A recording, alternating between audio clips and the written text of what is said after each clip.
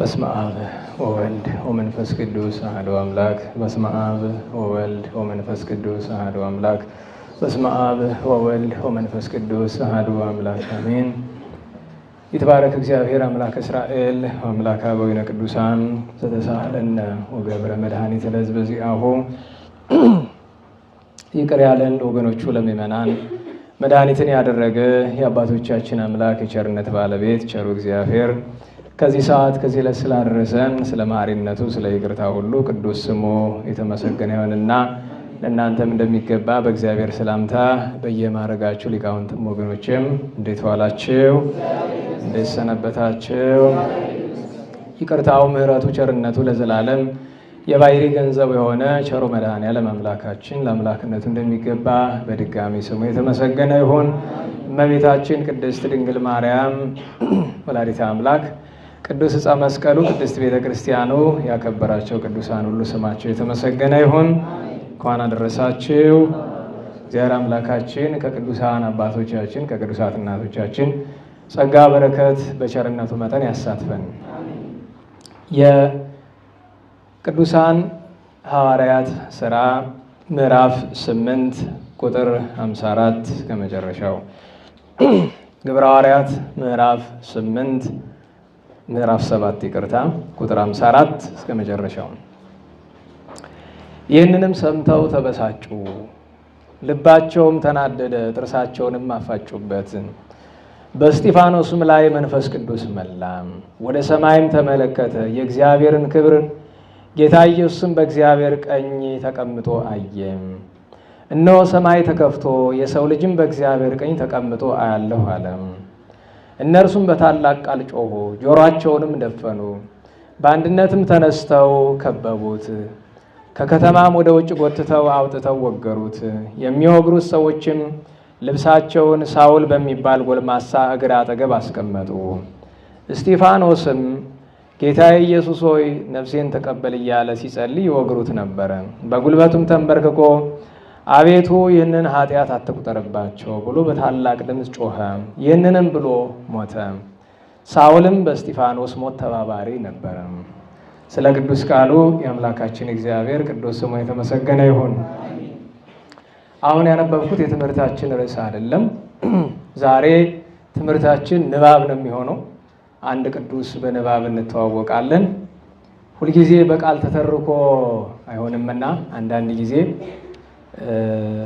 የቅዱሳኑን ገድል እንደወረደ ሰው መቼም በአፉ ሲናገረው ምንም ባንቀንስ ባንጨምርበት እንኳ ግን በአበው ልሳን በመንፈስ ቅዱስ ስልጣን አባቶቻችን እንደጻፉት እንደዚያው እንዳለ ሆኖ ከዚህ በፊት ታስታውሳላችሁ ብዙ ገድላትን አንብበናል።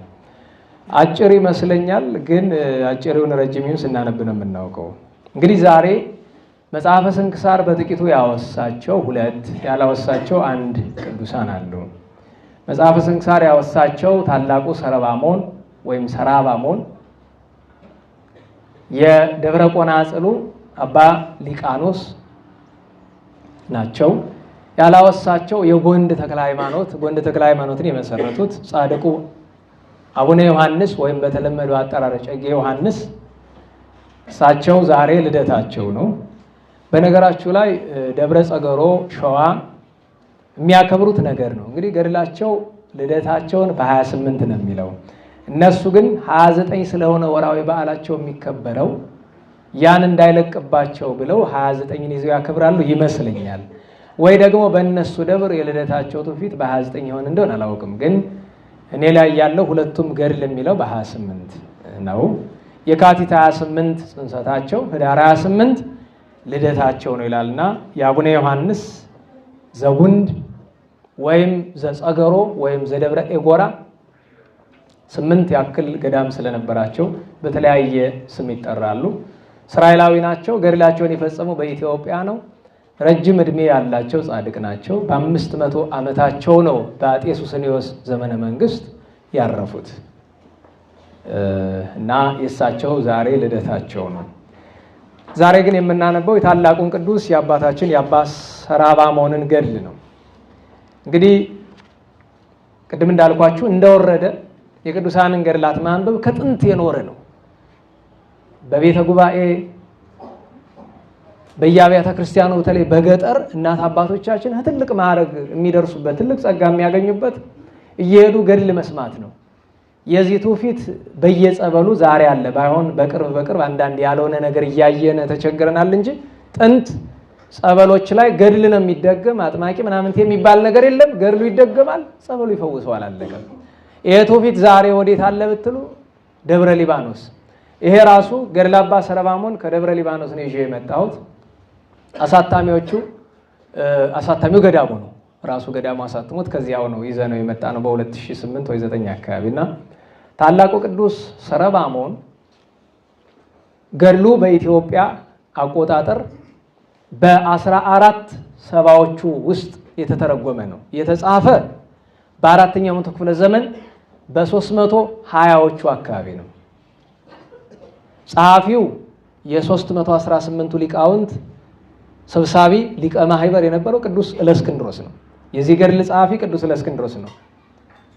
ከተጻፈ ከ1000 ዓመታት በላይ ወደ ኢትዮጵያ ሳይመጣ ቆይቶ ወደ ኢትዮጵያ የመጣው በ15ኛው ክፍለ ዘመን ነው። በደብረ ሊባኖስ ሐዋርያዊ ጻድቅ የነበሩት አባታችን አቡነ መርሃ ክርስቶስ ከ8ቱ ቅዱሳን እረኞች አንዱ እሳቸው ናቸው የተረጎሙት። የተረጎሙት ግን ብቻውን አይደለም፣ የቅዱስ ጳውሎስን ገድል አብረው። በነገራችን ላይ ገድለ ቅዱስ ጳውሎስ አላቸው ደብረ ሊባኖሶቹ እና እናሳትመዋለን ብለው ነበር። እስካሁን ድረስ እንጃ እኔ ያሳተሙት አልመሰለኝም። የቅዱስ ጳውሎስ ገድል ማለት ምናልባት ስንክሳር አይታችሁ ከሆነ የሐምሌ 5 የቅዱስ ጳውሎስ ታሪክ ከዚያ ከገድለ ቅዱስ ጳውሎስ እና ከዜና ሐዋርያት የተወሰደ ነው። በጣም ግሩም የሆነ ገድል ነው እና እሱን ደግሞ በተስፋ እንጠብቃለን። የአባ ሰረባሞን እንኳን ከታተመ 6 ዓመት 7ኛ ዓመቱ ማለት ነው። እንግዲህ ለሁሉም ይሄ መጽሐፈ ገድል በ3ኛው መቶ ክፍለ ዘመን መጨረሻና በ4ኛው መቶ ክፍለ ዘመን መጀመሪያ ላይ ያ ማለትም በዘመነ ዲዮቅልጥያኖስ በዘመነ ሰማዕታት የነበረ አንድ ቅዱስ ጳጳስ ሐዋርያ ሊቅና ሰማዕት ሕይወት ነው። ኒቄዎስ የምትባል ሀገር ጳጳስ ነበረ፣ ኤጲስቆጶስ። በዚህ ሊቃውንትን ይመስላቸዋል። በጵጵስና ብቻ አይደለም፣ በኋላ እንደምትመለከቱት ሰብአሊዮስን ለመጀመሪያ ጊዜ ተከራክሮ ምላሽ ያሳጣው ይሄ ቅዱስ ሰው ነው። ግን ሰብአሊዮስ የተወገዘ በኋላ እሱ ካረፈ ሰማዕትነት ከተቀበለ ከ70 ዘመን በኋላ ነው። ስለዚህ እንደ ሊቃውንት ሊቅ፣ እንደ ጳጳሳት ኤጲስቆጶስ፣ እንደ ሐዋርያት ሐዋርያ፣ እንደ ሰማዕታት ሰማዕት የሆነ ደገኛ ቅዱስ ሰው ነው እና እጅግ ከፍተኛ ስም ያለው ዛሬ በግብጽ በጣም ብዙ ገዳማት አድባራት አሉት። በጣም ይከበራል። ሰረባሞን፣ ሰራባሞን፣ ሰራፓሞን ቢል ስሙ አንድ ነው። በተለያየ ቋንቋ መጥራት ነው። 4 ክፍል አለው። እናዋላችሁ ይሄ የምትመለከቱ 4 ክፍል አለው። ድርሳን፣ ገድል፣ ተአምርና ስም ይላል። 4 ክፍሎች ነው ያሉት። ድርሳን፣ ገድል፣ ተአምርና ስም። ስም ማለት የመጨረሻ ሰማዕትነቱ ምስክርነትን የሚናገር ማለት ነው። አንዲት ብቻ ማስታወሻ ልስጣችሁ ነው። ወደ ንባቤ ልገባ ነኝ። መቼም ስብከት የሆነ እንደሆነ ሁሉ ነቃ ብሎ ያዳምጣል። ንባብ የሆነ እንደሆነ አንዳንዱ ማንጎላቸው ተጀመረ። እንዳታንጎላችሁ። ለምን ብትሉ ቅዱሳን ገድላቸው ሲነበብላቸው ይመጣሉ። የሚያይ ያያል፣ የማያይ አይ የሚያይ ያያል። አይነ ልቡና ያለው ማላችሁ የሚያይ ሰው ስለማይጠፋ እንዳይታዘባችሁ ይመጣሉ። ታላቁ ሰረባሞንን ተስፋ እናደርገዋለን። ነቃ ብላችሁ አዳምጡ። ከቻልን እንዘልቀዋለን፣ ካልተቻለ የመጨረሻውን ክፍል በቃሌ ለመተረክ እሞክራለሁ ማለት ነው። በስመ አብ ወወልድ ወመንፈስ ቅዱስ አሐዱ አምላክ። በአብ ስም አምኜ አብን ወላዲ ብዬ ያው አማርኛውን ነው የምናነበው። ለሊቃውንቱ ግዕዝ ቢሆን እንዴት ይጣፍጥ ነበረ። ግን ያው 99% ጨዋ ስለሆነ ያለው ጨዋ ስላችሁ ያው ያኛውን ጨዋ ነው። በአብ ስም አምኜ አብን ወላዲ ብዬ፣ በወልድ ስም አምኜ ወልድን ተወላዲ ብዬ፣ በመንፈስ ቅዱስ ስም አምኜ መንፈስ ቅዱስን ሰራጺ ብዬ ምንም ላጠይቆ አካላት ሶስት ብል በባህሪ በህልውና በመለኮት በአገዛዝ በስልጣን ይህንን በመሰለ ሁሉ አንድ አምላክ ብዬ በማመን የቅዱስ ሰራባሞንን ገድል ማንበብ እጀምራለሁ። የኒቄዎስ ኤጲስቆጶስ የሚሆን የሰማዕቱ ብፁዕ አባ ሰረባሞን የእስክንድርያው ሊቀ ጳጳሳት ቅዱስ ለእስክንድሮስ የደረሰው ገድል ድርሳን ይህ ነው። ይኸውም የዕረፍቱ ቀን በምትሆን ኅዳር 28 የሚነበብ የሚጸለይ ነው። ብዙ ሕዝብ የሊቀ ጳጳሱ አባት ዮናስ በምትሆን ቤተ ክርስቲያን ተሰብስበው ሳሉ ቅዱስና ሰማዕት የሚሆን አባ ሰራባሞንን ከመውደዳቸው የተነሳ ስለ እርሱ እንዲነግራቸው ግድ አሉት። ሊቀ ጳጳሱም በንቃትና በትጋት ይህንን አደረገ። በእግዚአብሔር ቸርነትም ይነግራቸው ጀመር። የባህር ቦታ የሰፋች የራቀች ናት፣ የትሩፋቱ ሞገድ ከፍ ያለች ናት፣ አስደናቂም ናት አለ። እርሷንም በመርከብ ክንድ ለማለፍ እፈራለሁ ከእውቀቴ ማነስና፣ ልብ በሉ ይህንን የሚል ቅዱስ ለእስክንድሮስ ነው። በቃሉን የተናገረው መጀመሪያ የተረከው ኋላ ነው የተጻፈው። ከእውቀቴ ማነስና ከድካሜ ብዛት ማይበል እንዳያሰጥመኝ ከትሩፋቱ ጥልቅ ነገር ዛሬ በዓሉን የምናከብርለት ቅዱስ ሰራባሞን ከድካሜ ያጸናኛል፣ ፍቃዱንም ለመታደስ ይረዳኛል። ሐሳቤን አንቅቶ ወደ ሰማይ ያመጣዋል፣ ከመታወክና ከችግር ያድነዋል። ችግርም ያልኋት የዚህ ዓለም ሕይወት ናት። ትልቅ ትሩፋትም በማየት ውስጥ እሆናለሁ፣ ታላቅ ገድልንም አያለሁ። በዚህ ያለ ይልቁንም የምትናገሩ እናንተ አይደላችሁም የአባቴ መንፈስ ነው እንጂ የሚለውን በክፋቱ የጌታውን ወርቅ የደበቀውን ባሪያ ዳግመኛ አስበዋለሁ። ስለዚህም ታላቅ ቅጣት አገኘው። ሁለተኛም ካላት የሰጠችውን ጌታ በወንጌል ያሰባትን መበለት ለሰውነቴ አሳስባታለሁ። ብዙ ገንዘብ ከሰጡት ይልቅ የተደነቀችውን አለችና። አሁን ቅዱስ ለእስክንድሮስ ቅዱሳን ገድል ሲጀመር አባቶቻችን ገድል ሲጽፉ መጀመሪያ የሚያደርጉት እምነታቸውን መግለጥ ነው። ቀጥሎ ያንን ለመናገር ሰውነታቸው ብቁ እንዳልሆነ ይናገራሉ። አይነታችሁ ከሆነ የከንፈር አይደለም ከአንጀታቸው ነው። አሁን ለእስክንድሮስ ቅዱስ ነው እሱ ራሱ። ነገር ግን ስለ አባ ሰረባሞን ለመናገር ከመፍራቱ ከማክበሩ የተነሳ ነው ይህንን መቅድም እየነገራቸው ያለው። ዛሬ እኛ በዓሉን የምናከብርለት ቅዱስ ሰረባሞን ደካማነቴን አይንቃትም፣ የገድሉ ትሩፋት ብዙ ነውና፣ ስለ ጌታችን ኢየሱስ ክርስቶስ ስም ብሎ የተጋደለው ብዙ ነውና፣ ጌታችን በመበለቷ ስጦታ እንደተደሰተ እሱ ከኛ ትንሽ ስጦታችን እንደሚቀበል አምናለሁ። ዛሬ በዚህ ድርሳን ከሚጣፍጠው ከአፉ እንድንሰማ የወላጆቹን ሃይማኖት ሲያደንቅ እንደሰማን ይህ ሰው እንዲሆነ፣ ይህ ሰውም ያልኩት አባ ሰራባሞንን ነው። አምላካችን ኢየሱስ ክርስቶስ ከይሁዳ ነገድ ሰው ሆነ። እርሱ ስለ ስሙ ለሚጋደሉት በጴንጤናዊ በጲላጦስ ዘመን በስቅለቱ በሞቱ ምስክር ሆኗልና። የቅዱስ ሰራባሞን ስጋዊ ልደቱ ከኢየሩሳሌም ሰዎች ሆነች። ቅድም የሐዋርያት ሥራን ያነበብኩበትን ምክንያት አሁን ይገባቸዋል። ያነበብኩት የማን ታሪክ ነው? በግብረ ሐዋርያት ላይ ቅዱስ እስጢፋኖስ ነው አይደል? ምክንያቱን አሁን ታገኙታላችሁ። የቅዱስ ሰራባሞን ስጋዊ ልደቱ ከኢየሩሳሌም ሰዎች ሆነች። በሁለተኛ ልደቱ ከኢየሩሳሌም ሰማያዊት ሀገሩ ለንጉሥ አብይ ከተባለችው ሆነ። የቅዱስ ሰራባሞን የትውልድ ሐረግ ስለ ጌታችን ስም መከራ ከተቀበለው ከቀዳሜ ሰማዕት ቅዱስ እስጢፋኖስ ትውልድ ነው። ዘመዱ ለእስጢፋኖስ ቀዳሜ ሰማዕት ውእቱ እንዲል ገድሉ። የሊቀ ዲያቆናት የቀዳሜ ሰማዕት ቅዱስ እስጢፋኖስ የአባቱ ወንድም የሚሆን ስምዖን የተባለው ዮሴፍ የሚባል አንድ ሰው በኢየሩሳሌም ይኖር ነበር። ዝምድናውን አስተውሉት። የሊቀ ዲያቆናትና የቀዳሜ ሰማዕት ቅዱስ እስጢፋኖስ የአባቱ ወንድም የሚሆን አባቱ ወንድም ማለት ነው አጎቱ። ማን የሚባል ሰው? ስምዖን የተባለ ዮሴፍ የሚባል አንድ ሰው በኢየሩሳሌም ነበር። እርሱም ሌዊን ወለደ። የአባቶች አባት ከሚሆን ከአብርሃም ቀዳማዊ በምግባርና በሃይማኖት የሚያንስ ነበር። አብርሃምም ይህንን ቅዱስና ሰማዕት አባ ሰራባሞንን ወለደው። ስለዚህ የሰራባሞን አባቱ ማን ነው? አብርሃም ነው። አብርሃም ማለት የቅዱስ እስጢፋኖስ አጎት የልጅ ልጅ ነው። ገብቷችኋል? እሺ። ዛሬ በዓሉን የምናከብርለት እነሆ የዚህ ቅዱስ አባት የትውልድ ሐረግ አወቅን። ትውልዱም ከቅዱሳን አባቶች ከአብርሃም ከይስሐቅ ከያዕቆብ የተባረኩ ዘሮች ነው። አባቱ አብርሃም ካለ ለራሱ ስሟ ማርያም ቤተልሔማዊት የተባለች ሚስትን አገባ። ለዛ ነው ብዙ ጊዜ ቤተልሔም ከመባል ቤተልሔማዊት መባል ይቀል ይሆናል። አንዳንዴ ስም ለራሳችን ወስደን ስንለጥፍ ችግር ስለሆነ ይሁን የሁላችንም ስም ብዙ ጥያቄ የሚያስነሳ ስላለ ሁለቱም ደጋጎች ንጹሐን እግዚአብሔርን የሚፈሩ በሕጉና በሥርዓቱ የጸኑ ፈቃዱን በመፈጸም በእርሱ ያመኑ ፍጹማነ ምግባር ወሃይማኖት ያላቸው ነበር። ይህን ያክል የሚያደንቃቸው ግን አይሁዳውያን ናቸው። ነገራቸው ላይ ከብዙ ጸሎትና ጾም በኋላ ይህንን ቅዱስ ሰማዕት ንጹሕ ሰራባሞንን ወለዱት። በዚያ ጊዜ ለነቢዩ ኤርምያስ የተባለው ቃል ተፈጸመ። ቃሉም ከእናትህ ማኅፀን መርጬሃለሁ የሚል ነው። ለአሕዛብ ሁሉ ሐዋርያና ነቢይ አድርጌሃለሁ። ይኸውም ታንጽ፣ ታፈርስ፣ ትተክል፣ ትነቅል ዘንድ ነው። ይህ እንግዲህ ስልጣን ነው። ይህ ሐዋርያ ነቢይ ቅዱስ ሰራባሞን ከአምላኩ ይህንን ቃል ነቢይ ያለውን ብዙ ነገር ከመሆኑ በፊት ስለተነበየ ነው። ሐዋርያም ያልነው ስለ ቤተ ክርስቲያን ብሎ ብዙ መከራ ተቀብሏል፣ ሰብኳል። የጣዖትን ቤት አፈረሰ፣ የቤተ ክርስቲያንን መሰረት በሃይማኖት አጸና። በቃሉም ያመኑትን መልካም ዛፎች ማለትም በቃሉ ያመኑ ምዕመናንን በሃይማኖት በምግባር አጸና። በእርሱ ትምህርት ያመኑት ሰማዕት ሆኑ፣ በሃይማኖት የሚገኘውን የዘላለም ሕይወት ወረሱ። ክፉ ሕሊናን አስወግዶ በክርስቶስ ማመንን አሰረጸ። እግዚአብሔር ለነቢዩ ኤርምያስ ከነገረው ቃል ምንም አላሳነሰም። ወደ ቀደመው ነገራችን እንመለስና ቅዱስ ሰራባሞን እንደተወለደ ስሙን በአባቱ አያት ስም ስምዖን ብለው ሰየሙት። ሰራባሞን የጵጵስና ስሙ ነው።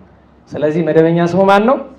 ስምዖን ነው። እግዚአብሔር ልመናችን ሰማን ሲሙ ስምዖን ብለውታል። አስቀድመን እንደተናገርነው ይህ ጻድቅ 22 ዓመት ከመሆኑ በፊት አባት እናቱ አረፉ። ጎልማሳው አዘንተኛ ሆነ። ነገር ግን ሰማያዊ አባት አለው። የምድራዊ አባቱ ስምዖን የተባለ እግዚአብሔርን የሚፈራ ንጹሕ ሰው ነበረ። ጎልማሳውን አባ ሰራባሞንን እግዚአብሔርን መፍራትን አስተማረው።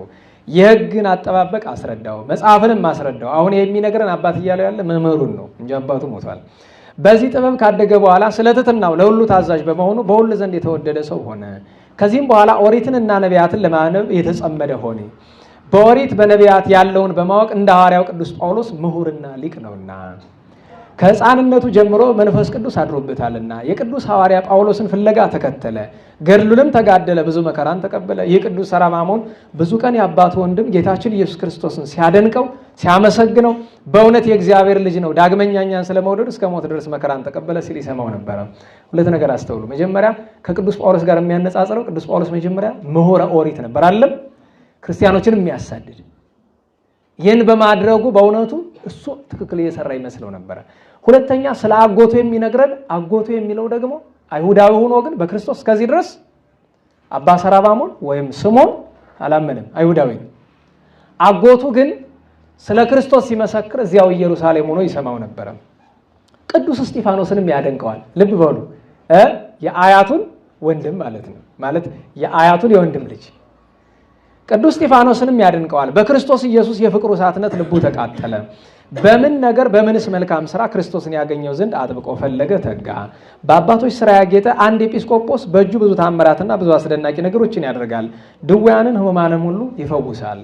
ስሙም ዮሐንስ ይባላል። ሰራባሞን የተባለ ስምዖን ግን እንዲህ ብሎ በልቡ አሰበ፣ የኢየሱስ ክርስቶስ አገልጋዩ እሆን ዘንድ ምን ላድርግ ብሎ ይህንን እያሰበ የእግዚአብሔር መልአክ እጅግ እያበራ በአጠገቡ ቆሟል። ጎልማሳው አባ ሰራባሞን ባየው ጊዜ እጅግ ታወከ፣ በግንባሩም ወደቀ። ከድንጋጤው የተነሳ መልአከ እግዚአብሔር አጸናው፣ ከወደቀበትም አነሳው። በእጁም እቅፍ አድርጎ አትፍራ፣ አይዞህ፣ ዛሬም ወደ ዮሐንስ ኤጲስቆጶስ ሂድ፣ እርሱ ሁሉን ያሳይሃል አለው። የምትፈልገውንና ያሰብከውን ይመክርሃል። በእውነት ወንድሞቼ ይህ ራእይ ከቆርኔሌዎስ ራእይ ያነሳልን ይላል። አሁን ቅዱስ እለእስክንድሮስ ነው እንደሚል ቅዱስ ቆርኔሌዎስን ታውቃላችሁ አይደለም? ንጽጽሩን የሻው በሐዋርያት ሥራ ምዕራፍ 10 ላይ ቆርኔሌዎስ ገና ሳያምን ግን እየጸለየ እየመጸወተ መልአከ እግዚአብሔር በ9 ሰዓት ተገለጠለት አይደለም? ልክ እንደዚያ ሁሉ አባ ሰራባሞንም በዚሁ መንገድ ነው የጠራውና ያንሳልን ይላል። መልሱ ምንድን ነው? ምን ነው ዝም አላችሁ? ኧረ እንዴት ዋላችሁ? አያንስም በሉ። አዎ እርሱ ወደ ሐዋርያት አለቃ ቅዱስ ጴጥሮስ እንደተላከ ይህም ቅዱስ ወደ ታላቁ መናኝና ቅዱስ አባት ዮሐንስ ተላከ፣ የድህነትን መንገድ ይመራው ዘንድ። ይህ ብላቴና ቅዱስ ሰራባሞን ከመልአኩ ይህንን በሰማ ጊዜ ወደ ኤጲስቆጶሱ ቤት የሚወስደውን መንገድ ጠየቀ። በብዙ ውጣ ውረድ ሄዶ ከኤጲስቆጶሱ ጋር ተገናኘ። ሐሳቡን ሁሉ ነገረው። ክርስቲያን ለመሆን እፈልጋለሁ አለው። ኤጲስቆጶስም አነጋገሩና የሐሳቡን ቁርጠኝነት አይቶ ክርስቶስን ለማመን ያለውን ፍጹም እምነት አደነቀ። ኤጲስቆጶሱ ከየት ትውልድ እንደሆነ ጠየቀው። እርሱም ከቤተ ይሁዳ ነኝ፣ ዘመዶችም በዚህ ሀገር መከራ ተቀብሎ ሰማዕት ከሆነው ከቅዱስ እስጢፋኖስ ነው አለው። ኤጲስቆጶሱም ቃሉ እውነት እንደሆነ ከሌሎችም ተረዳ። ይህ አባት በዚህ ሀገር እንደነበረ ፈጽሞ አደነቀ። ከእርሱም በፊት የነበሩ ጳጳሳትና ቀሳውስት አስረዱት። ወደ እርሱም መጥተው አነጋገሩት። ነገሩ እውነት ነው አሉት። ሊቀ ጳጳሱም የባሪያዎቹን ዘር የማይነቅ እግዚአብሔርን አመሰገነም። ከዚህ በኋላ መከረው። ጌትነት የተሞላ የጌታችን ኢየሱስ ክርስቶስ ልደት አስተማረው። በዓለም እንደተንገላታ ክፉዎች በሆኑ በአይሁድ ፊት ታምራት እንዴት እንዳደረገ እነርሱም እንዳመኑበት እንዴት መከራ እንደተቀበለ እንዴት በጲላጦስ ፊት እንደተከሰሰ በአጠቃላይ ስለኛ ብሎ የፈጸመውን የማዳን ሥራ ብዙ ነገረው፣ መከረው፣ አስተማረው። ቅዱስ ሰራባሞንም ይህንን ሰምቶ በጣም ደስ አለው። በሚገባ ትምህርቱን ተረድቶ ወደ ቤቱ ሄደ። ይህንን የተማረውን ነገር በልቡ ይጠብቀው ነበር። ማርያም ስተዓቅብ ዘንተ ኩሎ ወተወዲዕ ውስተ ልባ አይደለም። ደህና ዋላችሁ። የምትሰሙትን በልባችሁ ጠብቁ። በአዋቂ ልብ ያለ በሳጥ እንደተቀመጠ ወርቅ ነው ተብሎ እንደተጻፈ ይህ እንዲያማረውን ነገር በጥበበኛ ልብ በእውነት የአባ ሰራባሞን ልብ የዕንቁ ሳጥን ተባለ። ይህም ወርቅ ሥላሴ ለሰው የሰጡት ንጹሕ ልብ ነው። ሥላሴ ለሰው ልጅ የሰጡት ምን አይነት ልብ ነው? ወደ ፈቅደ ወድጄ ፈቅጄ ነው ያበላሸ ነው። ፍጹም ሃይማኖትና ፍጹም ምግባር ነው። እንደ ሕጋቸው እንደ ስርዓታቸው በዘመኑ ዘንድ የታሰረ ነውና የክርስቶስን ጥምቀት እንዴት እንደሚቀበል ያስብ ጀመረ። ከዕለታት በአንድ ቀን ይህንን እያሰበ በጌታችን መቃብር ላይ በተሰራች ቤተክርስቲያን ገባ። በውስጧም ጸሎትን አደረሰ። ይህ ሁሉ ሲሆን አልተጠመቀም። በሁለተኛ ለጠቢባን ሐዘን ያገኛቸዋል እንደተባለ ብዙ አዝኖ ነበር። ሐዘኑም ጥምቀትን ስለመቀበልና ጌታችን ኢየሱስ ክርስቶስን ስለማግኘት ነው። ነቢዩ ዳዊት ከሐዘን የተነሳ ሰውነት ያንቀላፋች እንዳለ ለሁሉ ረዳት የሆነች የነፍሳችንን ድነት የምትፈልግ ወላዲተ አምላክ በዚያ ጊዜ ተገለጠችለት። ልብ በሉ። መጀመሪያ መልአክ፣ ኋላ እመቤታችን። ከአንጀቱ ስለጸለየ እኮ ነው። እዚያ ገብቶ የሚያለቅስ አሁን የሚያየውን ያህል ይልቁንም ልጇ ክርስቶስን የሚፈልጉትን አጥብቃ የምትረዳ እዩ። ልብ በሉ። እመቤታችን ማንን ነው የምትረዳ? ልጇን የሚፈልጉትን፣ ያዘኑትን የምታጽናና፣ የወደቁትን የምታነሳ፣ የተቸገሩትን የምትረዳ ለአባ ሰራባሞን ታየችው፣ ተገለጸችለት ይላል። ልክ ብፁዕ አምደ ሚካኤል የሚባለው የኢትዮጵያ የሰራዊት አለቃ የነበረው ምንድነው የሚላት?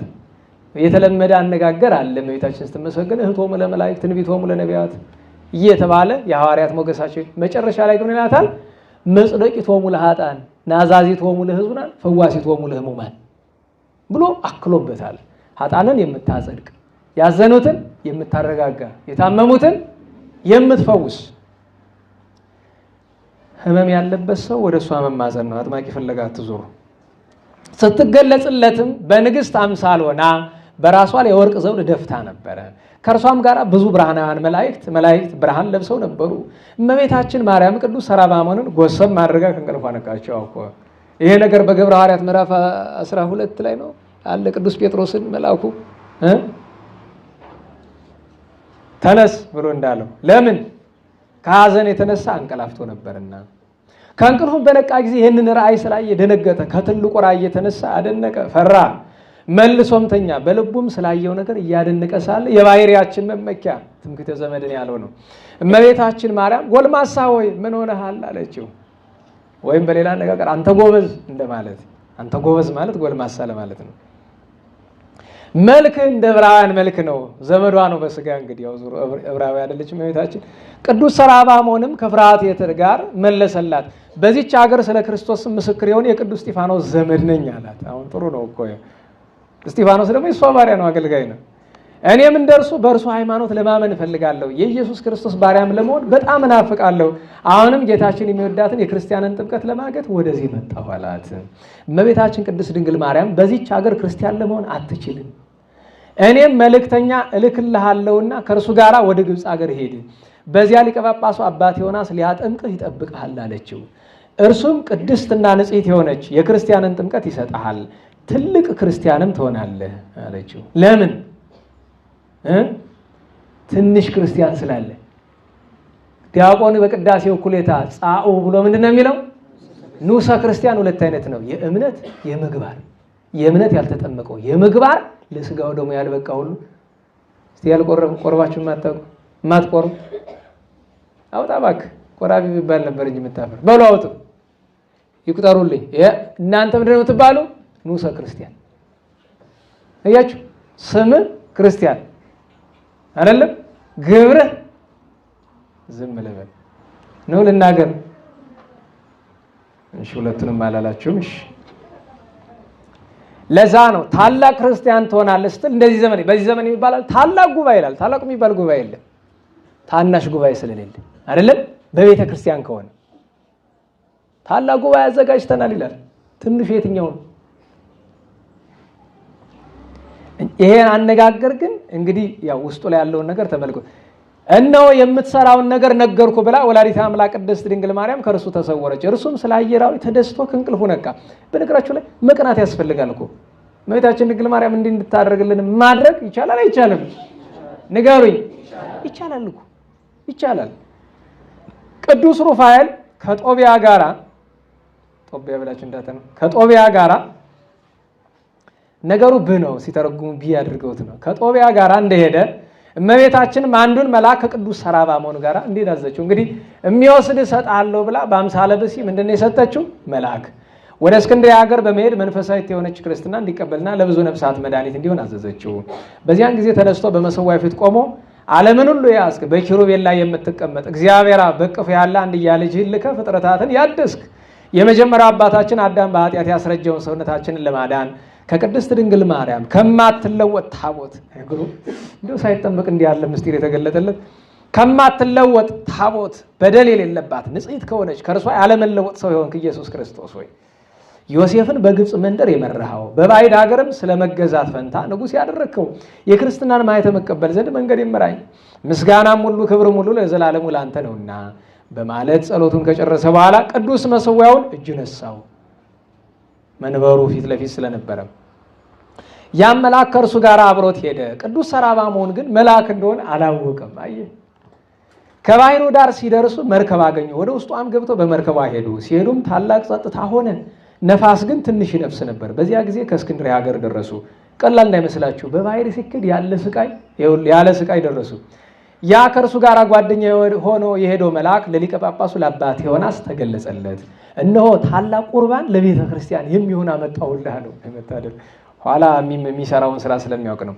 ከእግዚአብሔር ዘንድ የተመረጠ ምርጥ ዕቃ ነውና ተቀበለው። በጌታችን ስም ብዙ መከራ ይቀበል ዘንድ አለው። ልክ በሐዋርያት ሥራ ምዕራፍ 9 ስለ ቅዱስ ጳውሎስ እንደተነገረው አምላክን የለበሰ ሊቀ ጳጳሳት ይህንን መልአክ እንዲህ አለው፣ በምን አምሳል አውቀዋለሁ? መልአኩም መልሶ እንዲህ አለው፣ ሰውየው እንደ ነቢዩ ሙሴ መልከ መልካም ብሩህ ገጽ አለው ብሎት ይህን ነግሮት ሄደ። መልክ ጥሩ ነው አይደል? አንዳንድ ጊዜ ምን ታደርገዋለህ? ምግባር ነው ዋናው። መልክ ምን ይሰራል? እግዚአብሔር ሰጠ፣ ግን ሰጠ ነው ይመሰገናል። ምን ትለዋለህ? መልካሙን ሁሉ የሚሰጥ እግዚአብሔር ነው። መርከቤቷ ከእስክንድርያ ባሕር ዳርቻ በደረሰች ጊዜ መልአከ እግዚአብሔር ለቅዱስ ሰራባሞን እንዲህ አለው፣ ጎልማሳ ሆይ ሀገረ እስክንድርያ ይህች ናትና ተነስተ መንገድን ሂድ። ጎልማሳውም ተነስቶ የሚሄድበትን አያውቅም፣ ለሀገሩ እንግዳ ነውና። እንደ መሪ ከእርሱ ጋር ያለውን መልአክ ጠየቀው። ወደዚህ ሀገር መጥቻ አላውቅምና ወደ የት እንደሚሄድ ስለማላውቅ ቀድሞ ከመቤቴ እንደታዘዝከው ወደ ጳጳሳቱ አለቃ የሚወስደኝ ሰው ካለ ጥራልኝ። መልአኩም መልሶ ወንድሜ አትፍራ፣ እኔም ከሊቀ ጳጳሱ ዘንድ ጉዳይ አለኝና ከአንተ ጋር ወደ እርሱ እንሄዳለን። በዚያን ጊዜ ሁለቱም በአንድነት ሄዱ። እስከ ሊቀ ጳጳሳቱም በር ደረሱ። የሊቀ ጳጳሱም ደቀ መዛሙርት ቅዱስ አባታችን ሆይ እንግዶች ከደጅ ቆመዋል፣ ከአንተ ጋርም ለመገናኘት ይፈልጋሉ አሉ። ሊቀ ጳጳሱም በዚያ ጊዜ ወደ እርሱ ያስገባቸው ዘንድ አዘዘ። የእግዚአብሔርን ምስጢራትና ድብቅ ነገሮች የሚያይ ሊቀ ጳጳሳት የሚያወራው ስለ አባ ቴዎናስ ነው። የእስክንድርያ 16ኛ ፓትርያርክ ነው። በዘመነ ሰማዕታት የነበረ ነው።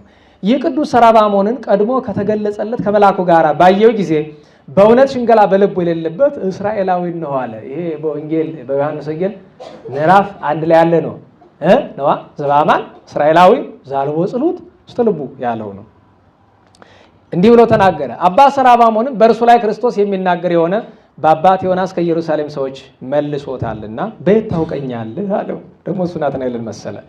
ሊቀ ጳጳሱም የነገስታት ንግስት ቅድስት ድንግል ማርያም ከአንተ ጋር ከመነጋገሯ በፊት በመሰዊያ ውስጥ ለአንተ ከመገለጿ በፊት ከዚያ መልእክተኛ ጋር ሳትልክህ አይቻለሁ አለው።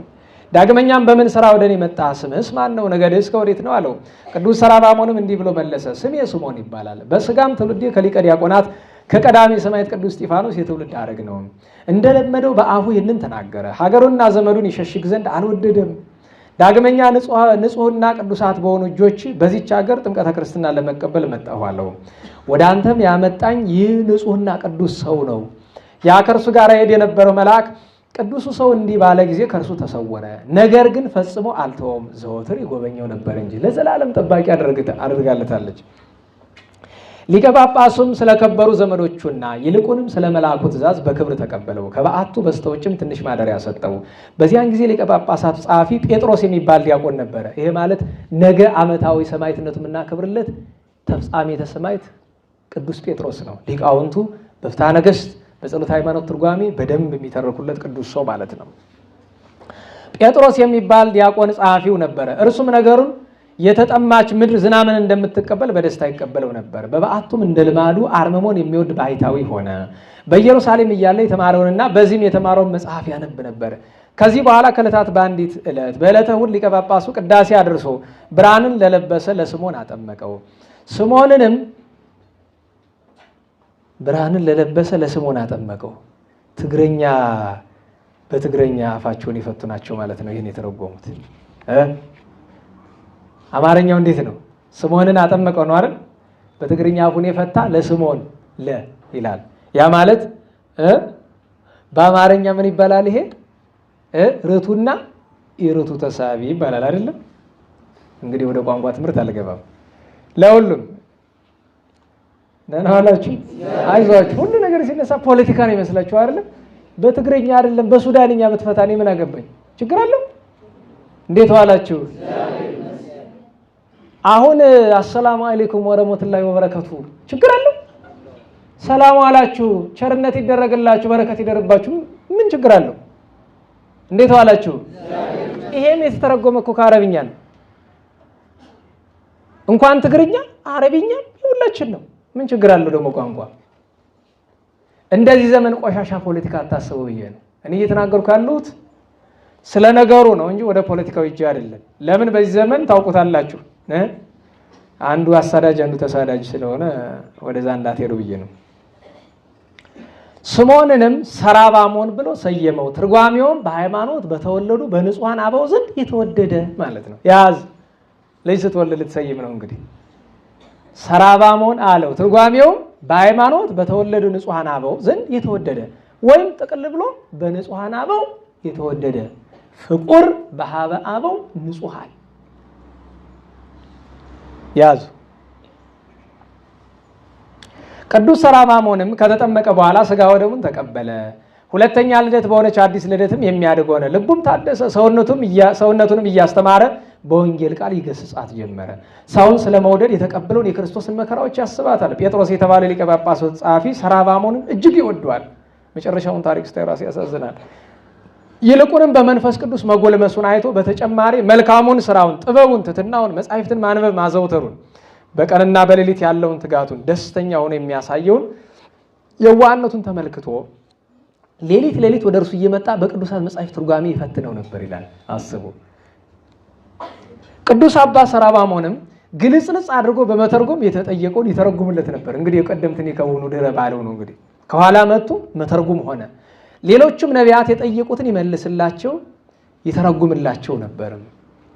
ጴጥሮስ የተባለውም ዲያቆን የቅዱስ ሰራባሞንን እውቀትና የመጻሕፍት ትርጓሜውን ያደንቅ ይገረም ነበር። የቅዱስ ሰራባሞንም የዘውትር ስራዊ ነበር። ብቸኝነትን በማዘውተር ቀድሞ እንደተናገረው ይታገል ነበረ።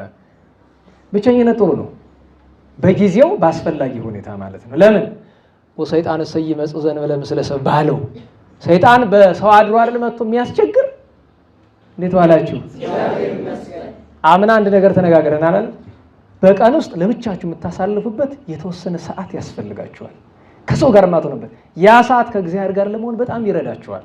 ተንኮል ለማሰብ ሳይሆን ያን ሰዓት የምንፈልገው መጻሕፍት የምናነብበት ከእግዚአብሔር ጋር የምንነጋገርበት፣ ያም ባይሆን በጽሙና የምናስብበት ማሰላሰል ይባል የለ በቃ ያስፈልጋል። ይህን ቅዱስ በዚህ አደንቀዋል። ብቸኝነት በማዘውተሩ ተደንቋል። ከዕለታት በአንድ ቀን ዲያቆኑ ጴጥሮስ እንደ ልማዱ ወደ ቅዱስ ሰራባሞን ገብቶ የዮሐንስን ወንጌል በቃሉ ሲያጠና አገኘው። ትርጓሜውንም ይረዳ ነበር። ቅዱስ ዮሐንስ ወንጌላዊም ወደ እርሱ መጥቶ የከበደውን ይተረጉምለት ነበር። ልብ በሉ፣ ቅድም ብያለሁ፣ ቅዱሳን ገድላቸው ሲነበብ ይመጣሉ አለን አይደለም? በቃሉ ዮሐንስ ወንጌልን ስላጠናለት ዮሐንስ ወንጌላዊ እየመጣ ያልገባውን ያስረዳው ነበር። እስከዚህ ማዕረግ ደርሶ ነበረ። ጴጥሮስም ጭንቀቱንና ትጋቱን ባየ ጊዜ አደነቀ። ለሊቀ ጳጳሱም ያየውን ሁሉ ነገረው። ሊቀ ጳጳሱም ሰምቶ መልአኩ ስለ ቅዱስ ሰራባሞን የነገረውን እያሰበ አደነቀ። ጴጥሮስም ልጄ ሆይ ያየው እውነት ነው፣ ነገርህም የታመነ ነው። ዛሬ ደብረ ዝጋግ ተብሎ ከሚጠራው በዚያን ጊዜ ሀብጡን ከሚባለው ገዳም ጻድቃን መነኮሳት ከሊቀ ጳጳሱ በረከትን ለመቀበልና የትንሣኤን በዓል ምክንያት በማድረግ እጅ ነፍስ ዘንድ ወደ ሊቀ ጳጳሳት መጡ። ቅዱስ ሰራባሞንን ባያቸው ጊዜ እጅጉን ደስ ተሰኘባቸው። ዲያቆን ጴጥሮስንም ስለ እነሱ፣ ስለ ገድላቸው፣ ስለ ገዳማውያን አኗኗራቸው፣ ስለ ስርዓታቸው ጠየቀው። ጴጥሮስም ስርዓታቸውን በገዳም ጨክነው መኖራቸውን ነገረው። ዳግመኛ ቅዱስ ሰራባሞን ስለ ቦታቸው የት እንደሚኖሩ ጠየቀው። ጴጥሮስም ደብረ እልሃብጡም ነው ብሎ ነገረው። ደብረ እልሃብጡም በእነሱ ልሳን፣ እኛ ደብረ ዝጋግ ምንለው ከእስክንድሪያ ውጭ ያለ ገዳም። ከዚህ በኋላ ጴጥሮስን የሊቀ ጳጳሳት ልቦና ራርቶ ትቶት ከነርሱ ጋር እንዲሄድ ጥቂትም ጊዜ አብሯቸው እንዲቀመጥ መልካም ስራቸውንም እንዲያይ ጠየቀው። ሊቀ ጳጳሱም በዛ ቦታ ትልቅ ተጋዳይ መሆኑን ያውቃልና አብሯቸው እንዲሄድ ፈቀደለት። ቅዱሱም ከዛ ደርሶ ብቻውን ተባይቶ ያዘ። በጥቂት ቀንም የአባቶቻችን የነቢያት ትንቢትና የአባቶቻችን የሐዋርያት ትምህርት ከነትርጓሜው አጸና። የቅዱስ ጳውሎስን መልእክታትና ሌሎችንም የሊቃውንት መጻሕፍት ለባሴ አምላክ የተባለ የአግናጤዎስን እንዲሁም የበልኪዮስን መልእክት አጸና። በልኪዮስ ምን እንደው አላወቅኩትም። በልኪዮስ እንግዲህ ጥንት በዛ ዘመን ከአግናጤዎስ ጋር ካነሳው ከሐዋርያውያን አበው አንዱ መሆን አለበት። እስቲ እንመረምራለን። ቅዱስ በልኪዮስ በዚያን ጊዜ ሊቀ ጳጳሳት ቅዱስ ቴዎናስ አረፈ። በመንበሩም ላይ ይቀመጥ ዘንድ ዲያቆኑ ጴጥሮስ ተመረጠ። አሁን እዚህ ላይ አንድ ነገር ያዙ። ግብፃውያን ፓትርያርክ ሲመርጡ ከጳጳስ አይመርጡ። ደህና ዋላችሁ። ይኸውም የመጽሐፍ ያዘዘው ነው። በእውነቱ በጣም የተገባ ነገር ነው። ለምን ቢባል አንድ ጳጳስ ከተሾመ በኋላ ሀገረ ስብከቱ እንደሚስቱ ናት። ያችን ትቶ ፓትርያርክ መሆን አይችልም። ትዳር እንደፈታ ነው የሚቆጠርበት። ደህና ዋላችሁ። በቤተ ክርስቲያን በተለይ በግብፅ ይህን ጥንታዊ የሆነ የአበው ስርዓት ሰለስቱ ምዕት ያስቀመጡትን ስርዓት በጣም ይጠብቁታል። አሁን እንጂ በፊት ሲመርጡ ቢያጡ እንኳ ከህዝባዊ መካከል ህዝባዊውን ዕለቱን ዲቁና ቅስና ሹሞ ለዛ ማድረግ ያደርሱታል እንጂ ከአንዱ መንበር ላይ ወይ ደግሞ መንበር የሌለው ሊቀ ጳጳስ ከሆነ ሊሾሙት ይችላል። መንበር የሌለው ሊቀ ጳጳስ አይደል ተሾሞ ዝም ብሎ እዚያው በረድነት የሚያገለግል ለፓትርያርኩ የነበረ እንደሱ ያለ እንደሆነ ይሾሙታል። ለዚያ ነው ቅዱስ ጴጥሮስን ዲያቆኑን ቅስና ከዚያ ሊቀ ጵጵስና የተሾመው አባት ዮናስ ሲያርፍ ማለት ነው። በአብያተ ክርስቲያናትም ውስጥ ትልቅ ደስታ ሆነ። እርሱ መልካም እረኛና መምህር እንዲሁም በእግዚአብሔር ቃል አሳዳጊ ሆናቸዋልና። ቅዱስ ጴጥሮስም ይህንን ስልጣን ከተቀበለ በኋላ ለባሴ ቅዱስ መንፈስ የሆነውን ጓደኛውን ቅዱስ ሰራባሞንን አስበው መልእክተኛ ልኮ ከደብረ እልሃብጡን አስመጣው እንዲያጽናናው፣ ከእርሱ ጋር እንዲቀመጥ፣ ወንጌልንም በማስተማር እንዲረዳው። ቅዱስ ሰራባሞን ግን ብሕትውናውን ይወዳልና ዘወትርም ከንቱ የሆነ የሰውን ምስጋና ውዳሴ ከንቱ ይጠላልና ከእርሱ ጋር መቀመጥን እምቢ አለ። ከተማውን ጠላው። ሊቀ ጳጳሱም ቅዱስ ጴጥሮስ ለብቻው ከእርሱ ጋር ተቀምጦ በመጻሕፍት ቃልና በትርጓሜ ይወያዩ ነበር። ንጽሕት የሆነች ሃይማኖትንም አቀኑ። ሊቀ ጳጳሱ ቅዱስ ጴጥሮስ ከቅዱስ ሰራባሞን ከአፉ ቅልጥፍና ደህና ዋላችሁ። የአፍ ቅልጥፍና ሁለት አይነት ነው። መንፈስ ቅዱስ የሚሰጠውና ሰዎች በምድራዊ ልምምድ የሚያገኙት አለ። አሁን እዚያውን ይሄ አነቃቂ ንግግርና ምትሉት እንደዚህ ቢናገሩ ሰዎች መንፈስ ቅዱስ የራቃቸው ናቸው።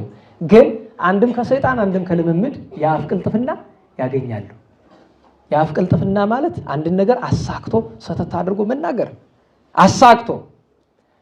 እሱ ብቻ አይደለም፣ ከአፉ ቅልጥፍና ከመልስ አሰጣጡ ከአፉ ከሚወጣው የእግዚአብሔር ቃል ነጸብራቅ የተነሳ ልክ እንደ ቅዱስ ባስልዮስ ከአንደበቱ እንደ ነጸብራቅ እሳት ይወጣለት ነበረ።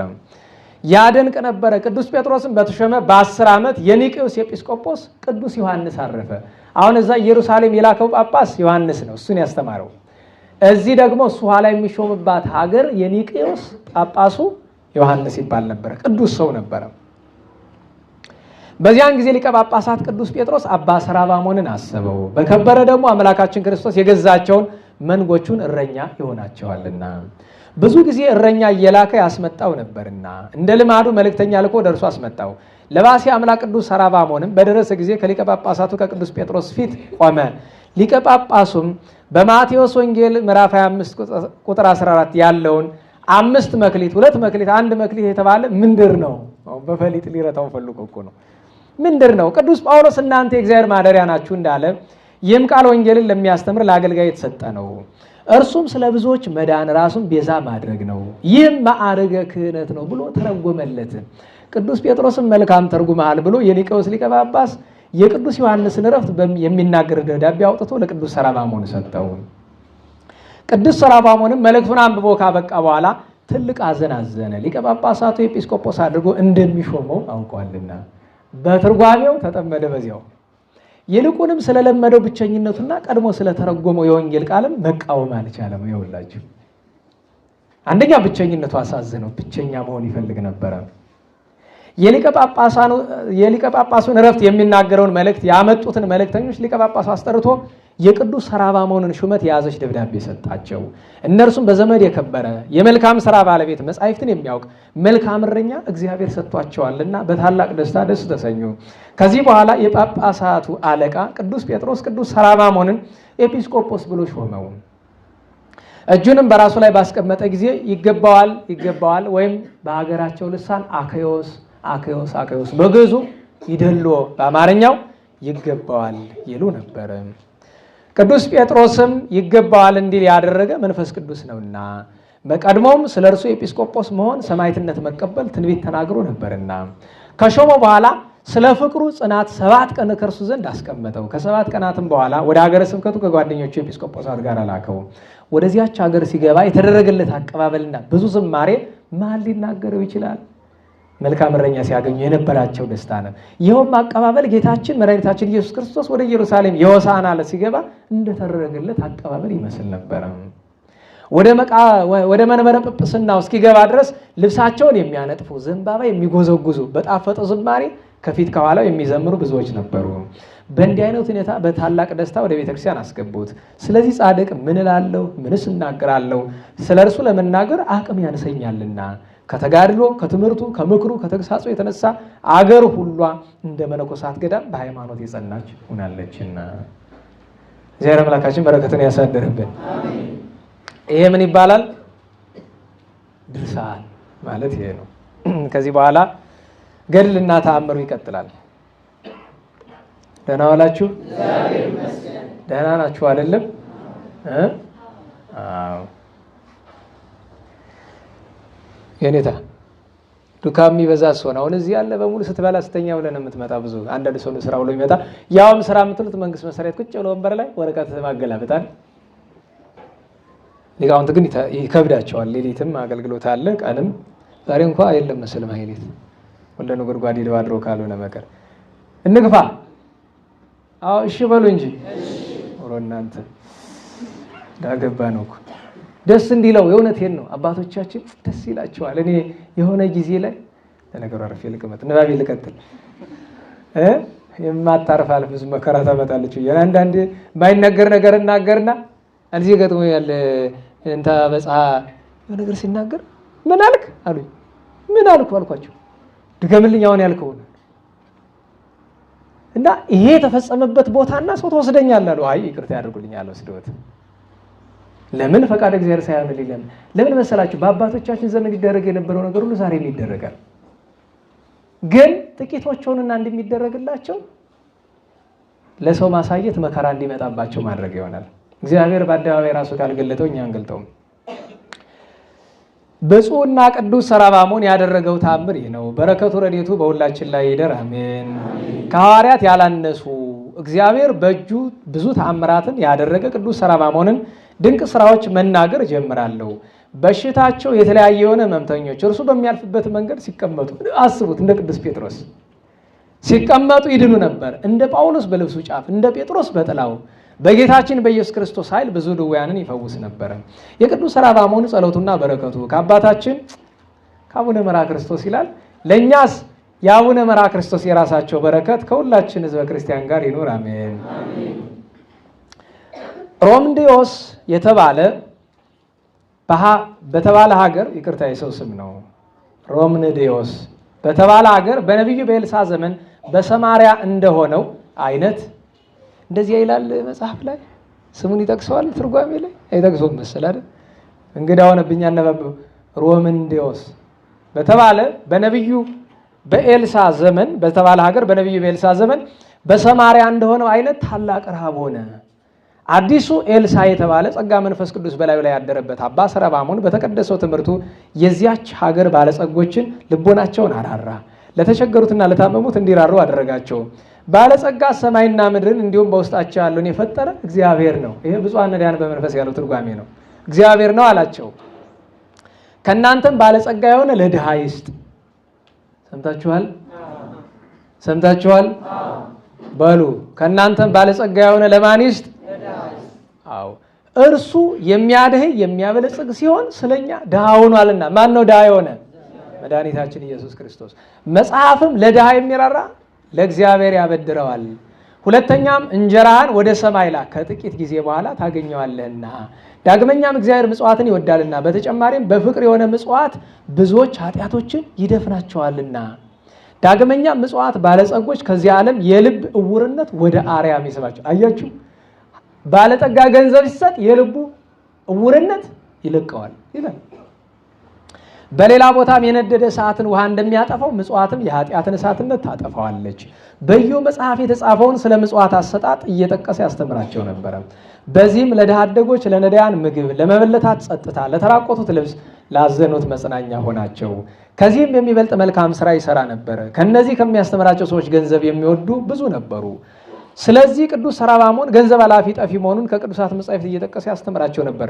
እርስ በርሳቸው ያንተ ገንዘብ የኔ ነው የኔ ገንዘብም ያንተ ነው እስኪባባሉ ድረስ የምጽዋትን ታላቅነት አበክሮ ያስተምራቸው ነበር። በዚህም ምክንያት የተራቡት ጠገቡ፣ ያጡት አገኙ፣ የክርስቶስ መንጎች ከራብ ዳኑ። ልብ በሉ፣ ኤልሳ በተአምር ነው አይደለም ራቡን ያጠፋው እንደገና ጥጋብ እንዲሆን ያደረገው።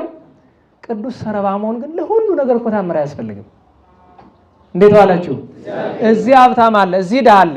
ከሰማይ መና ወርዶ ከመመገብ በጣም የተሻለው የትኛው ነው? ሀብታሙ እንዲመገቡ ማድረግ። ድሃው መብላቱ ብቻ አይደለም፣ ይሄኛውም የነፍስ ምግብ ያገኛል። ሐዋርያዊ ስራ ነው። ትልቅ ስራ እኮ ነው። ግድ ተአምር መስራት አያስፈልግም እኮ። ለዛ እኮ ነው ተአምሩ ላይ ታችሁ ምን ተአምር አይታችኋል? ግን አንድን ባለጠጋ ልቡን መፈንከት ትልቅ ተአምር ነው። ገንዘቡ አይደለም መፈንከት ያለበት፣ ምኑ ነው? ልቡ። ለምን ብትሉ የባለጠጋ ወይም ገንዘብ ያለ ሰው ልቡ እውር ነው፣ አይነ ስውር ነው። አይነ ስጋው ሳይሆን አይነ ልቡናው የታወረ ስለሆነ። ዳግመኛ ይህን የቅዱስ ሰራባሞንን ተአምር ነገራችሁ ዘንድ እወዳለሁ። ጸሎቱና በረከቱ ከሁላችን ጋር ይሁን። ባለጸጎቹ የሚሰውለት የጥፋት ማደሪያ የሆነ ቤተ ጣዖት ነበረ። ካህናተ ጣዖቱ ሕፃናቱን በመብልና በመጠጥ እያባበሉ ለአምልኮ ጣዖት ይሸጧቸው ነበር። አያችሁ ከረሜላ በዚህ ዘመን ፕሮቴስታንት የሚያደርገው ይሄን አይደለ? በመብል በመጠጥ እያባበሉ ለአምልኮ ጣዖት ይሸጧቸው ነበረ። በፊታቸው ምትሃት እያደረጉ ምኩራባቸውን በቀንዲል መብራት እያስጌጡ ከዚህ ሁሉ ክፋታቸው ጋር በቤተ ክርስቲያን ላይ ያሾፉ ነበር። ጣዖት ቦታ ላይ እንዴት ዋላችሁ? ቤተ ክርስቲያንን በወርቅ በብር ማስጌጥ አይደለም ቁም ነገሩ። የቤተ ክርስቲያን ጌጦቿ ምዕመናን ናቸው፣ ቅዱሳን ናቸው። እነሱ ግን ጌጥ በማብዛት አሁን ዛሬ አይታችሁ ከሆነ አሁን ከሆነ ጉባኤ ሲዘጋጅ ትልቁ የሚያስቸግረው ነገር ዲኮሬሽን አይደል? እንዴት ዋላችሁ? እኔ ጉባኤና ዲኮሬሽን ምንድነው የሚያገናኘው? ነዳያን ተርበው ጦም እያደሩ ሊቃውንት እየፈለሱ የአብነት ተማሪ መከራውን ሲያይ እያደረ እንዴት ሰው ያለምንም ጉዳይ ያለምንም ምክንያት እንዴት ለዲኮሬሽን ተብሎ ስንት ሺህ ገንዘብ ያጠፋል? ይሄ የአይዛብ ስራ ነው። በግልጽ ልንገራችሁ፣ ዲኮሬሽን ማብዛት የአይዛብ ስራ ነው። ደግሞ አንድ ነገር ልንገራችሁ፣ ከአይዛብ ስታመጡ አንዳንድ ጊዜ ይኸውላችሁ ስታመጡ ተው ስትባሉ አሰሙም። ሊቃውንት ዝም ይላሉ። ይኸው ወቅሳለሁ እኔ ዝም ትላላችሁ። ኋላ ቆይቶ ለምሳሌ ልደት ማክበር ጽድቅ ነው ኃጢአት ነው? ቤተክርስቲያን ይፈቀዳል አይፈቀድም አይደል? ፍትሐ ነገሥት መምህር ናቸው። ይንታ ይብሎም የአዲስ ፍትሐ ነገሥት መምህር ናቸው። አሁን እሰቡት፣ የቤተ ክርስቲያን አገልጋይ ነን የሚሉ ሰዎች ልደታቸውን እያከበሩ ለምዕመናን ያሳያሉ። አንዱ ልጅ መልእክት ላከልኝ። ምን ብሎ ልደት ሲከበር እንደዚህ ነው ለልደት መዝሙር አውጥተውለታል። ልክ ፈረንጆቹ ሃፒ በርዝዴይ ቱ ዩ የሚል መዝሙር አላቸው አይደለም? ልክ እንደዛ መዝሙር አውጥተውለታል። እንዴት ዋላችሁ? ጣዖትን ቀድሶ ቤተ መቅደስ ማስገባት ይቻላል? ይሄ እኮ ነው ትልቁ ችግር። ይኸውላችሁ አባቶቻችን ምን ይላሉ? ዋርካ የተተከለች ሰሞን ሕፃን ይነቅላታል። ካደገ በኋላ ግን እዚህ ያለ አይደለም በኢትዮጵያ ያለው ሰው ሁሉ 120 ሚሊዮን ተሰብስቦ ሊነቅለው አይችልም። የሥራ ጥሰትም እሱ ነው። በትንሽ ጀምሮ ዛሬ ያለንበት የገነገነ ደረጃ የደረሰ ነው ከጣሊያን ወረራ በኋላ ያሉ 80 ዓመታት ስንበላሽ በተለይ ያለፈው 30 እና 40 ዓመት የበለጠ ደግሞ ስለዚህ እናስተውለው። በጣም ነውር ነው። አሁንም ልደት የምታከብሩ ሰዎች ጣዖታዊ ስራ እየሰራች ነው። ቤተክርስቲያን ላይ ምንም አይነት ዲኮሬሽን አታምጡብን። ምን ያደርጋል? እኔ ሌላውን ተውትና የኢትዮጵያ ሰንደቅ ዓላማ ይደረጋል አይደለም? ንገሩኝ። አንድ ቦታ ሁለት ቦታ አይበቃም? ጌጹ ምን ያደርጋል?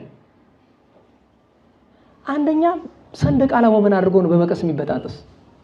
በጥስጥስ ተብሎ እንደገና ገመድ ገብቶበት ምናምን ሲብስ ደግሞ ፊኛ። እንዲያውም የጥምቀት ቀን ያሉ አይደለም ቀለም እያደረሳችሁ ጧ ማለት አይደል? ፀሐይ ሲመታው ብርግግ ሰው ጥይት መጣ ብሎ አሁን ፊኛ አስቡት። አሁን ፊኛ የመልካም ነገር ምሳሌ አይደለም እኮ አስቡት።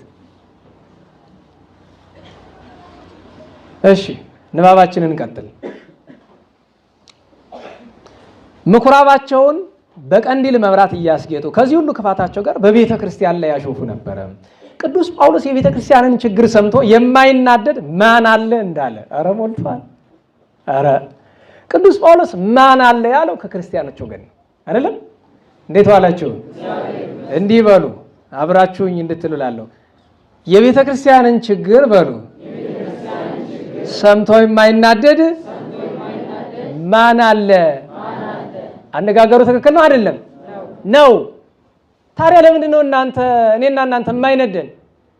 ክርስቲያን ስላይደለን። ጥሩ አነጋገር ነው አይደለም? በቃ እሱ ነው። ግን እኛ ብቻ አይደለንም፣ ከላይ እስከታች ነው። ያው ዛሬ ንባብ ቀን ነው፣ ትችት የለም። እንግዲህ የምታውቁት ነው። ቅዱስ ሰራባሞን ይህንን አይቶ በጣም በልቡ አዘነ። ከዕለታት በአንዱ ቀን አዳምጡ። ዳቦ ሲመጣ ልባችሁ ወደዛ ነው የሚዞር። እውነቴን ነው፣ አዳምጡ። ቅዱስ ሰራባሞን ይህን አይቶ በጣም አዘነ። ከዕለታት በአንዱ ቀን በምኩራባቸው ተሰብስበው ብዙ ስህተት ሲያደርጉ አሉ። በመሸም ጊዜ ከምኩራባቸው ገብተው ተኙ።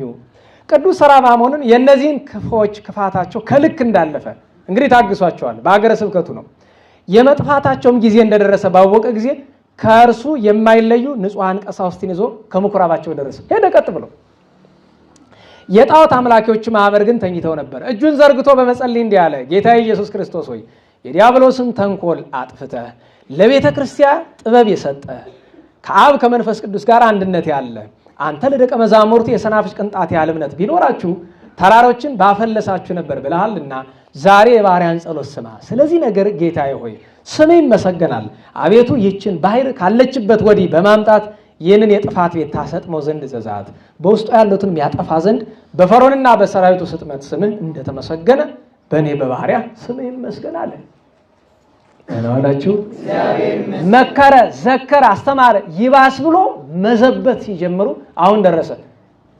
ቅድም አንድ ነገር አስተውላችኋል አይደል? ስናነብ ቅዱስ እስጢፋኖስ ለሚወግሩት ምን ለመነላቸው? ንገሩኝ። ምሕረት ለመነላቸው። ቅዱስ ሰራባሞን ለነዚህ ሰዎች ምን አዘዘባቸው? መዓት። ሁለቱም ትክክል ናቸው። ለምን?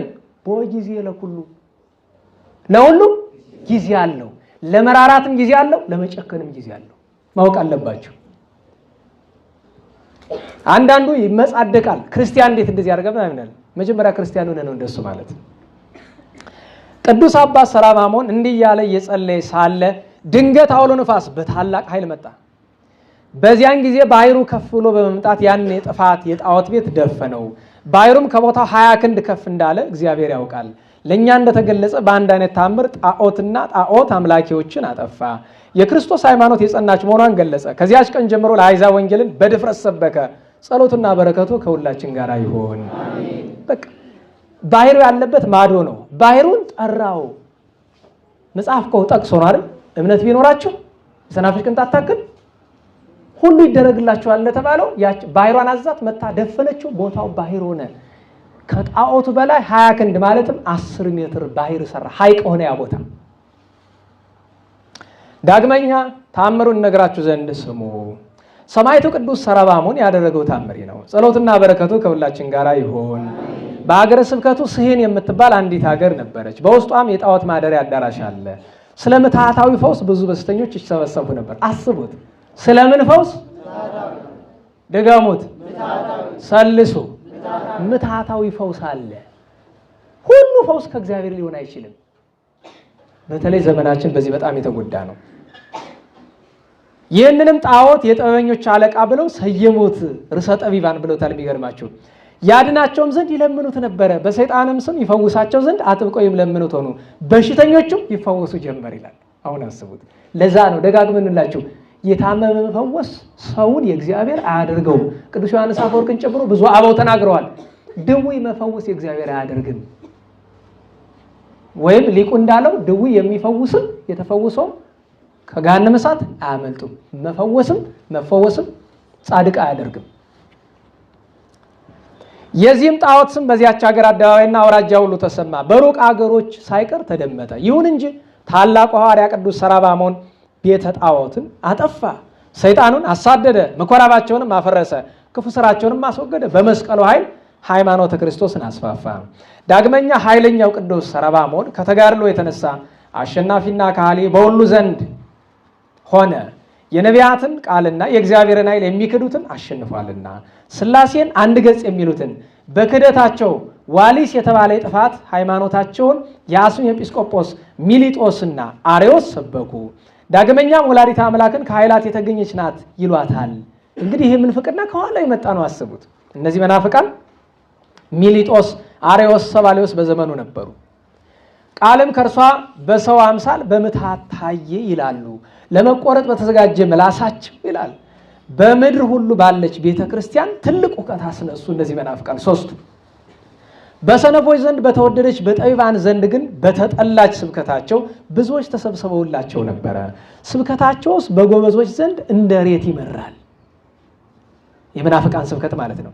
በአብያተ ክርስቲያናት ላይ ስደት በዛ። የጳጳሳቱን አለቃ አባ ጴጥሮስን ይዘው ከጳጳሳቱ ጋር ወደ እስር ቤት ጨመሩት። ከጳጳሳቱም አንዱ አባ ሰረባሞን ነበረ። ልብ በሉ። እነሱን ስለተከራከሯቸው ስለገሰጿቸው መናፍቃን እንዴት ነገር ልንገራችሁ። ቀድሞ መናፍቃን ጋር ዝም ብሎ ክርክር ነበር አይደለም። ዛሬ ግን መናፍቃኑ ስልጣን ያዙ አይደል? ስለዚህ የሆነ ነገር ላለው ብትል ሁሉን ይዟል ያስራል ወስዶ። ደግነቱ ስለ ሃይማኖት የታሰረ ሰው አላውቅም ምን ያሁን የለም። ለምን የሚናገር የለም። ምን ብሎ ያስሩታል አይደለም? እንግዲህ ሊቃውን ተዘጋጁ። ዋጋ ለማግኘት ነው። ኤጲስቆጶሳት ካለቃቸው ጋር ታስረው እያለ እነዚህ የሰይጣን ቁራጮች በትዕቢት በኩራት ይመኩ ጀመር ይላል። ይኸውላችሁ ስማቸው ነው እኮ ሰይጣን ቁራጮች ይላቸዋል። ይህም የሆነው ከውሾች ሬሳ ከአርዮስና ሚሊጦስ ክደት የተነሳ ነው። አያችሁ በምን ስም እንደሚገልጠው ከውሻም የውሻ ሬሳ ይላቸዋል። ለምን ብትሉ ጌታችን መድኃኒታችንና ድንግል እመቤታችን ላይ የማይገባ ነገር እየተናገሩ እና ምን እንዲላቸው ነበር የሚጠበቀው? ከነሱ ጋራ የሀገሩን ሹማምንት ይዘው ይከራከሯቸው ዘንድ ቅዱስ ሰራባሞንን እና ጓደኞች ወዳሉበት እስር ቤት መጡ። ቅዱስ ሰራባሞን በትዕቢት በኩራት ሆነው ሲያሾፉባቸው ባየ ጊዜ መንፈስ ቅዱስ ኃይልን ሰጥቶት እጅግ ተቆጣ። በመንፈስ ቅዱስ ኃይል ዘሎ ባንገታቸው ያለውን መንዲላቸውም ወይም በዚህ ዘመን አማርኛ ሻርፓቸውን ይዞ አነቃቸው። ይሄ በጣም የዚህ ገድል እንዲያውም ይሄ ነው በቃ በጣም ደስ የሚለኝ ክፍል። አንተን ስለሚመስል ነው እንዳትሉ ግን ደህና ዋላችሁ። እየተመኩ በቤተ ክርስቲያን ላይ በጌታ ላይ የማይገባ ነገር ሲናገሩ እመር ብሎ ተነስቶ ምን አደረጋቸው? ሚሊጦስን አርዮስን ምን አደረጋቸው? አነቃቸው። እንኳን መገሰጽ ብዬ ነው መዝግቡልኝ፣ ነጥብ አድርጉ። ይታነቃል። የእመቤታችን ላይ ክፉ ነገር ሲነግር ሰማው አንገቱን ብታንቀውም በደል አይሆንም። በሚያውልህ ግን በግል ቂም አታደርገው። እንዲህ ብዬ ስናገር እንዴት አትመጻደቅ በሞቴ እስቲ እንዴው ምስክርነት ያዙልኝ። እግዝእትነ ማርያም ስትሰደብ ዝም እንላለን። ለምን ስትባል አይ ክርስቲያን አይደለም ምን አረጋለሁ እንግዲህ ትላለህ አይደለም? እናት ስትሰደብ ሰው ወላጅ እናት በጫማ ጥፊ ነው። አቅም ካለለ ራቅ ብለህ በድንጋይ ታጎነዋለህ። ቅድም ብያቸዋለሁ። በቤተ ክርስቲያን የማይነደው የማይቆጭ የለም አለ ቅዱስ ጳውሎስ ክርስቲያን የሆነ እንደሆነ።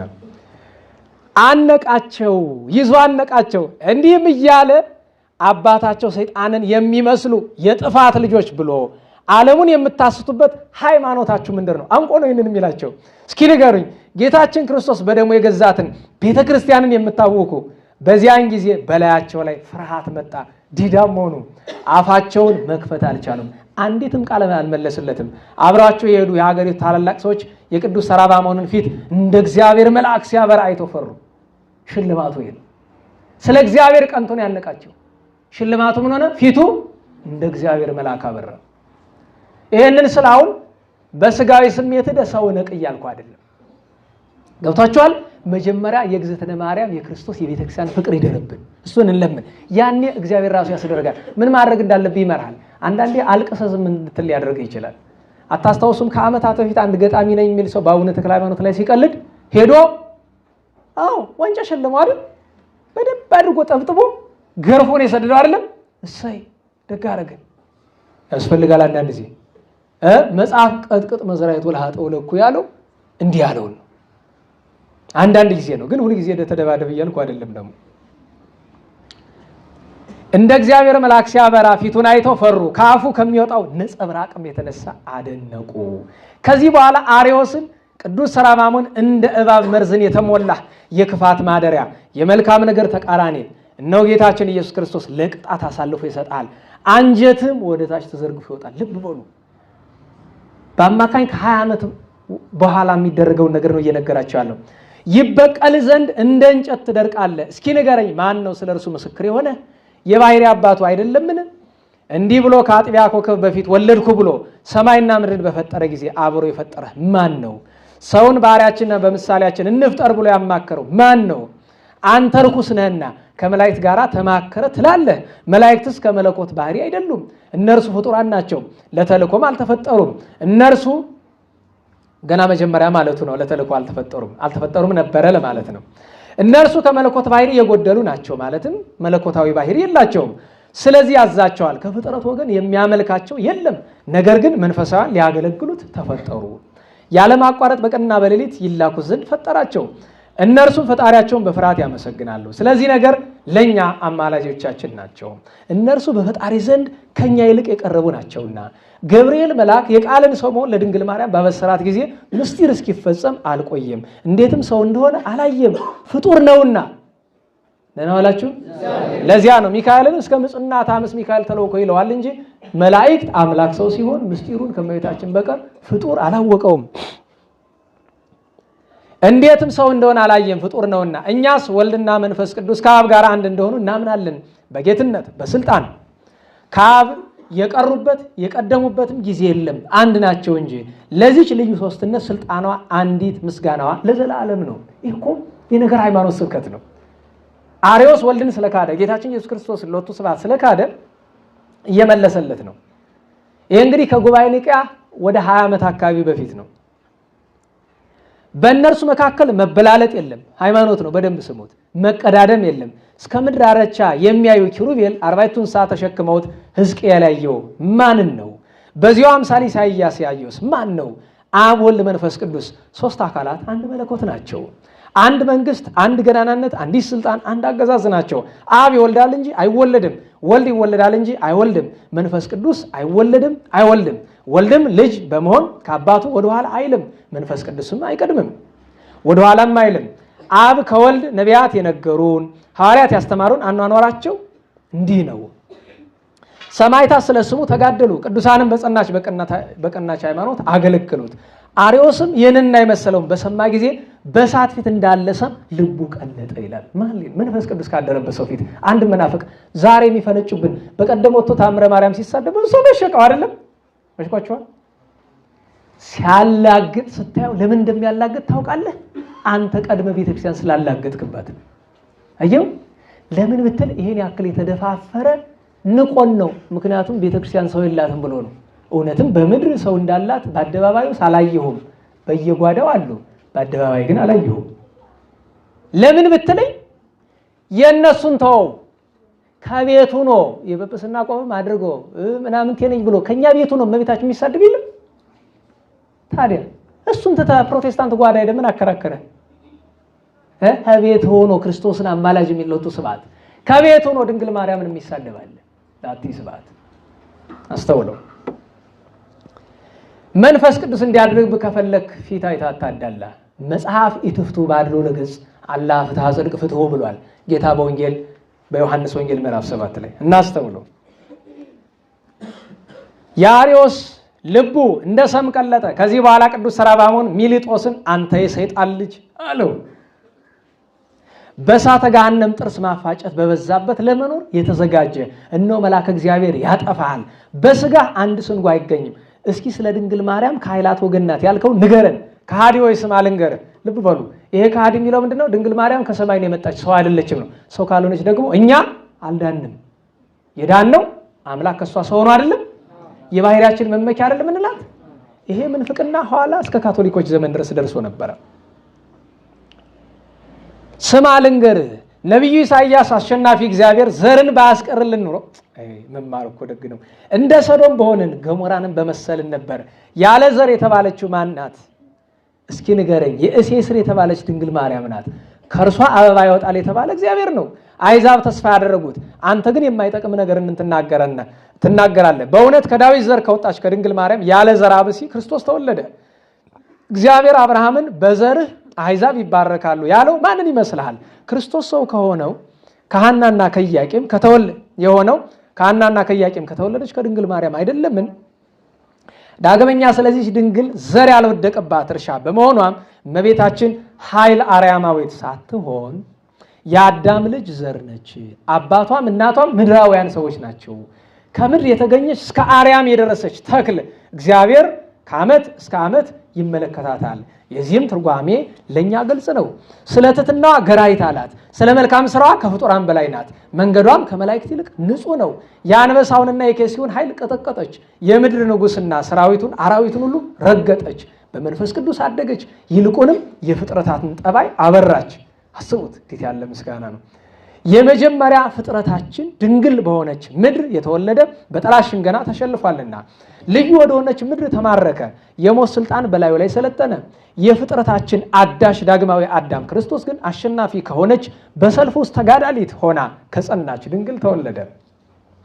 ቅድስት ድንግል ማርያም ዲያብሎስን ትጥቁን አስፈታቸው፣ ፈጠፈጠችው፣ አዋረደችው። የመጀመሪያው አባቷን አዳነችው። ሞት ወደሌለበት ወደ ዘላለም ሕይወት አስገባችው። ከሞት ጥላ ከድቅድቅ ጨለማ አወጣችው። የሥራዋ ውበት መልካም ነው። እስከ ሰማይ የደረሰ ጌታዋ አይቶ ወደዳት። ደም ግባቷንም ወደደ። ርሳት እንደሌለባት ጠል በጸምር እንዲወርድ ከሰማየ ሰማያት ወርዶ ባህሪውን ዝቅ አድርጎ ንጹሕ በሆነ ማኅፀኗ አካላዊ ቃል አደረ። ፈጣሪ መንፈስ ቅዱስ ጋረዳት፣ ኃይለ ልዑልም አጸናት። መልአኩ ቅዱስ ገብርኤል እንደነገራት የድኅነታችን አስገኝ ከአዳም እስከ ክርስቶስ የሰለጠነውን ሞት ያጠፋው ዘንድ ዘር ምክንያት ሳይሆነው ከስጋዋ ስጋ ከነፍሷ ነፍስን ነሳ። ስለ እናቱ ማርያም ብሎ አካላዊ ቃል ኢየሱስ ክርስቶስ አዳምን ነፃ አወጣው። በአብ ዘንድ ባለቤትነትን አገኘ። ከመላእክት ጋራም ተወዳጀን አገኘን። ለኛ ከመላእክት ጋራም ተወዳጀን። ያዕቆብ ባየው የመንፈስ ቅዱስ መሰላል ወደ ላይ ወጣን። ከእርሱ ጋራም ተቀመጥን። በቀኝ በኩል ባለው ወንበር ባለመለወጥ ባለመቀላቀል የአዳምን ስጋ ክርስቶስ ከተዋሃደ በኋላ ጨለማ የተባለ ዲያብሎስ ተዋረደ። የአርዮስ ሊቃውንት ይህንን በሰሙ ጊዜ የሚሊጦስ ተከታዮችም ከቅዱስ ሰራባሞን አንደበት በወጣው ቃል ታላቅ ፍርሃትና መረበሽ ያዛቸው። በግንባራቸው ከእግሩ በታች ወደቁ። ከአንገታቸው ላይ ባለው መንዲል ቅድም ያልኳችሁ ሻሹ ማለት ነው አንቆ ወደ አባቱ ቅዱስ ሊቀ ጳጳሳት አባ ጴጥሮስ ወሰዳቸው። አባቴ እነዚህ አላውያን እንዲጠፉ ከሰማይ እሳት ወርዳ በላያቸው ላይ ታርፍ ዘንድ ታዘኛለህ አለው። ደግሞ ለበለጠው ቅጣት እያስፈቀደ ደህና ዋላችሁ። ትንሽ ቀጣቸውና ግን ለበለጠው ቅጣት እግዚአብሔርን ከመለመነው በፊት ፈቃድ ሊጠይቅ ወደ ሊቀ ጳጳሳት ወደ ቅዱስ ጴጥሮስ ሄደ። ቅዱስ ጴጥሮስም አይሆንም አለው። ለምን? ሁሉ ነገር በጊዜው ብቻ ስለሚሆን አይሆንም አለው። ልጄ ወይ ወደ እግዚአብሔር እስኪሄዱ ድረስ ተዋቸው፣ እርሱ እንደ ስራቸው ይከፍላቸዋል አለው። ከዘብዴዎስ ልጆች ከዮሐንስ ከያዕቆብ የማያንስ ይህንን መንፈሳዊ ቅናት ወንድሞቼ አያችሁን? የጌንሴሬጥ ሰዎች ጌታችንን ባልተቀበሉት ጊዜ ከጌንሴሬጥ ሰዎች የነዚህ ክፋት ይበልጣል። ሀገር በተባለች ሃይማኖት አልተቀበሉትምና አርዮስ ሚሊጦስ ይህንን መንፈስ ቅዱስ የለበሰ ቅዱስ ሰራባሞንን አያችሁት? ይህ መስተጋድል ይህ ታላቅ አባት ይህን የመንፈስ ቅዱስ መልእክተኛ ሰራባሞንን አያችሁትን? ሁለተኛው ኤልያስን አባ ሰራባሞንን አያችሁትን? አዲሱ ዮሐንስን ታምራትና መንክራት በማድረግ ከነርሱ አያንስም። በአምላካዊ ነገርም ቢሆን የሀገሩ ሹማምንት ባለሀብቶች ይህንን ባዩ ጊዜ ማለትም የቅዱስ ሰራባሞንን መንፈሳዊ ቅናት ወደ ጳጳሳቱ አለቃ ቅዱስ ጴጥሮስ ቀረቡ። ከእግሩ ስር ወድቀው ሰገዱለት። ታላቅ ደስታንም ደስ አላቸው። ስለረከሰች የአርዮስና የሚሊጦስ ሃይማኖት ንስሐ ገቡ። አያችሁ አሁን ሲያደረገው ይሄ ሰው በቅናት አንገታቸውን እስከማነቅ ደርሶ ያስተማረው ስብከት በአርዮስና በሚሊጦስ ክፋት ተስበው የነበሩትን እስከመመለስ ደረሰ። ንስሐ ገቡ። ወደ ቀደመች የቀናች የጸናች እምነታቸው ተመለሱ። የጳጳሳት አለቃ ኃጢአታቸውን አስተሰረየላቸው። ቅዱስ ሰራባሞንንም አደነቁት፣ ከፍ ከፍም አደረጉት፣ ክብሩንም አበዙ። የድነታቸው ሥራ ከእርሱ ዘንድ ሆኗልና። ከዚያም ወጥተው የሆነውን ሁሉ ለመስፍኑ ነገሩት። መስፈኑም ተአንጥስም ስሙ ነው። አርዮስና ሚሊጦስን ከሀገሩ አባረራቸው። የእስክንድርያ ሀገርን ለቀው ሄዱ። ሚሊጦስ ሳድ ወደምትባል ሀገር ሄደ። በዚያም መልአከ እግዚአብሔር ቀሰፈው፣ ስጋው ሁሉ ቀለጠ፣ ተልቶ ሸቶ ሞተ። ወደኛ የመጡ ምዕመናን እንደነገሩ ሊቀብሩት ሲሉ አንድም ስጋ አልተገኘለትም። እለእስክንድሮስ ነው የሚል በዘመኑ ነው የተደረገው። ስጋው ከትሉ የተነሳ ስለጠፋ ተላ ሲባል ትሎች በልተው በአጥንቱ ነው ያስቀሩት። አርዮስ ተዘርግፏል የሞተ፣ ያኛውም ትሎች በልተው ነው የገደሉት፣ እንደ ሄሮድስ ማለት ነው። አርዮስም ወደ መጸዳጃ ቤት ገብቶ ይጸዳዳ ዘንድ ተቀመጠ። በዚያን ጊዜም አንጀቱ ከወደታች ተዘርግፎ ሞተ። ቅዱስ ሰራባሞን ትንቢት እንደተናገረ ክፉ ሞት ሞተ። ስጋው እንደ ገል ደርቋል። ከዚያ በኋላ መስፍኑ የታሰሩትን ከእስር ቤት እንዲፈቱ አዘዘ። ሊቀ ጳጳሳቱ አባ ጴጥሮስ ከእርሱ ጋር የታሰሩትን ጳጳሳት ከእስር ቤት እንደወጡ ከእርሱ ጋር አስቀመጣቸው። መንፈሳዊ ምግብ እየመገባቸው ከእርሱ ጋር 3 ቀን ተቀመጡ። ኦርቶዶክሳዊት በሆነች ሃይማኖት በጽድቅ ትእዛዝ እያጸናቸው አብዝቶ ይመክራቸው ነበር። እያንዳንዳቸውንም ወደ ሀገረ ስብከታቸው በሰላም ሸኛቸው። እንዴት ዋላችሁ? ሰዓቱ ገፋብን አይደል? ገና እኩሌታው ይቀረናል። ስለዚህ የተአምሩን ነገር ቆየት አድርገን ወደ ሰማዕትነቱ ወደ መጨረሻው እንሂድ። እንደዚህ ይመስላል አይደለም? እንዴት ዋላችሁ? ሰዓት ስለመሸብን ወደ መጨረሻው እንሂድ፣ ወይም እዚሁ ላይ እንግታና ባጭር በቃ በቃሌ ሊጨርሰው የመጨረሻውን ክፍል። ምክንያቱም ከዚህ በኋላ የሚቀረው ገጽ 37 ያክል ገጽ ነው። እስካሁን ያነበብነው ወደዚያው አካባቢ ወደ 35 አካባቢ ነው። ከዚህ በኋላ መቆየት ስለማንችል እግዚአብሔር አምላካችን የቀረውን እንግዲህ በአይነ ምሕረቱ ይሙላልን፣ በቸርነቱ ይመልከተን። ቅዱስ ሰራባሞን እንዲህ ሲያደርግ ቆየ። ከዚያ በኋላ ወደ ሀገረ ስብከቱ ተመለሰ። መናፍቃንን ሲከራከር፣ አይዛብን አስተምሮ ሲያጠምቅ ኖረ። መጨረሻ ላይ ዲዮቅልጥያኖስ ዝና ሰማ። ይሄ የሰማው ዝና ምንድን ነው? ተሰብስቦ በፍትሐ ነገሥት እኩሌታውን በጸሎተ ሃይማኖት ትርጓሜ ይተርከዋል። እንዴት ነው ነገሩ?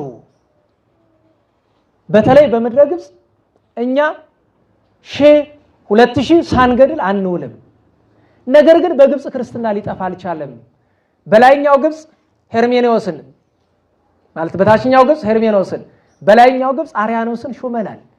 ለምንድን ነው ክርስትና የማይጠፋው ብሎ ሲጠይቅ መኳንንቱ አይ አንተ 1000 ብትገድል 2000 ብትገድል 1000 አሳምነው የሚያድሩ ጴጥሮስ ሰረባሞን የሚባሉ አሉ። ጴጥሮስ ሊቀ ጳጳሳቱ፣ ሰረባሞን የኒቄዎሱ ብለው አሉት። ከአባ ጴጥሮስ አስቀድሞ ይህን ሰረባሞንን ወስዳችሁ ግደሉልኝ አለ። አባ ሰረባሞንን በሰንሰለት አስረው ሲወስዱት ሚመሻል እንጂ ብታነቡት ያለው ነገር በቅዱስ ጴጥሮስ አልፎን ሄደ። ለቅዱስ ጴጥሮስ ትንቢት ይነግረዋል። ምን ይለዋል? አንተ ከኔ በኋላ ሰማዕት ትሆናለህ። ያንተ ሰማዕትነት የሰማይ ዘመነ ሰማዕታት ማብቂያ ይሆናል። ባንተ ደም ዘመነ ሰማዕታት ይታተማል አሉ። ለዛ ነው ጴጥሮስ ተፍጻሜተ ሰማዕት የሚባለው። ከዛ አልፎ ብሎ ሊታረድ ሲል ኒቄዎስን አሳልፎ ሊወስድ ሲሉ ባህሩ ዳርቻ ላይ መርከቡ አልሄድም አለቻቸው። አልሄድም ስትላቸው እሱን ሲያወርዱት መርከቡ ሄደች። ምክንያቱም ያቺ ቦታ እሱ የሚታረድባት ቦታ ናት።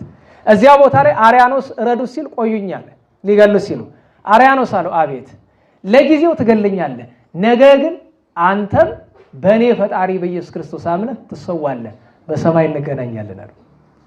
ያለውም አልቀረ። አርያኖስ መጋቢት 8 ቀን ተሰውቶ አምኖ ሰማዕት ሆኗል። ግን አልፎ ሲሄድ ተፍጻሜተ ሰማዕት ቅዱስ ጴጥሮስን ሲያገኘው ቅዱስ ጴጥሮስ ደነገጠ። ምክንያቱም ከፊቱ ከሚወጣው ብርሃን እኔ መጀመሪያ ላይ ሰነባይታችሁ ከሆነ ቅዱስ እስጢፋኖስ ሊወግሩት ሲል ፊቱን ሲያዩት የማን መልክ መስሎ አይተባለ? የእግዚአብሔርን መልአክ። አባ ሰረባሞን በሰንሰለት ታስሮ ሲያርፍ፣ ታላቁ ሰረባሞን ሲያልፍ አባ ጴጥሮስ ገረመው። ልክ እንደ ዘመዱ እንደ አያቱ ወይም እንደ ቀደማ አያቱ የወንድም ልጅ እንደ ቅዱስ እስጢፋኖስ ፊቱ ሲያበራ ቦግ ቦግ ሲል አዩት። የእግዚአብሔርን ጸጋ አደነቁ። ሰንሰለቶቹን ቀርበው ሳሙ። መረቃቸው፣ ባረካቸው። ከዚያ በኋላ ሄዶ ተሰውቷል ታላቁ አባ ሰረባሞን። የቀረውን ክፍል አይታወቅም። አንድ ቀን ደግሞ እንተርከው ይሆናል ከገጽ 47 ጀምረን ማለት ነው። እግዚአብሔር አምላካችን የታላቁን ሰረባሞን በረከት ያሳድርብን። ደስ ይላል ቅዱሳን ገድላት በእውነቱ ለእርሱም ደስ ይለዋል ሲነበብለት፣ የበለጠው ደስታ ደግሞ ለኛ ይሆናል። ዛሬ ሁለተኛው በዓል አባታችን ታላቁ አባ ሊቃኖስ ናቸው። ሊቃኖስ ማለት ከዘጠኙ ቅዱሳን አንዱ ናቸው። ከዘጠኙ ቅዱሳን አንዱ ታላቁ አባ ሊቃኖስ ናቸው። አባ ሊቃኖስ የዘጠኙ ቅዱሳን የተሳቱ ቅዱሳን ስማቸው ሲቀየር እሳቸውም ተቀይሯል። ሊቃኖስ ማለት ከተሳቱ ቅዱሳን በእውቀት ከፍተኛ ማዕረግ የነበራቸው እሳቸው ናቸው። መቼስ ከሊቅ ሊቅ ይበልጥ የለም። ለምሳሌ ጎንደር ብዙ ሊቃውንት አሉ አይደል? ሁሉ እኩል አይደለም። መቼም አንዱ ከአንዱ እንደ ጸጋው እንደ ትምህርቱ መጠን ይበልጣል፣ አንዱ ከአንዱ ያንሳል። እና አባ ሊቃኖስ የተባሉ ለዛ ነው። እኒህ ቅዱስ ሰው በአታቸውን አይታችሁ ከሆነ አክሱም ልትሳለሙ ሄዳችሁ ሰዎች ከአክሱም በላይ እንደ አባ ጰንጠሌዎን ይባላል አይደለም? ከእንደ አባ ጰንጠሌዎን 1 ኪሎ ሜትር ወይም 3-4 ምዕራፍ እልፍ ብላችሁ ስትመለከቱት ደብረ ቆናጽል ወይም ደብረ ቁንጽል የሚባል ቀበሮች የሚበዙበት የነበረ ተራራ አለ። እዚያ ተራራ ላይ ነው በአት ያደረጉት። ለምን የሚባል ንጉሱ አጼ ገብረ መስቀል ለመናቸው። ህዝቡም እባካችሁ ሁላችሁ አትራቁ፣ በአት ፍለጋ ሲሄዱ እባካችሁ ብለው ሁለቱን ጰንጠሌዎንንና ሊቃኖስን እዚያው አስቀሯቸው። እዚያው ቅርብ አስቀሯቸው እዚያው ላይ። ስለዚህ እዚያ ቦታ በአት መስርተው 25 ዓመት ቆመው ጸልየዋል። ቆመው ሲጸልዩ በትራቸው እንደዚህ አይነት አልነበረም፣ ጫፉ ሹል ነው። ተናዋላችሁ በትረ መስቀላቸው ጫፉ ሹል ነው። ሲጸልዩ እንደዚህ ይደገፉበታል። ጌታችን መድኃኒታችን ኢየሱስ ክርስቶስ በመስቀል ላይ ያለ ምን ሆኗል? እጁን ያንን ለማሰብ ነው። ኋላ ምን ሆነ? ጣታቸው እጃቸው ተነደለ፣ ቀዳዳ ሆነ እጃቸው።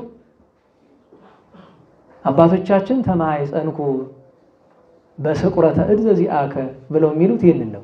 እጃቸው ተነደለ፣ ክፍት ነው ቀዳዳ መሀል እጃቸው በጌታችን ችንካር ምሳሌ።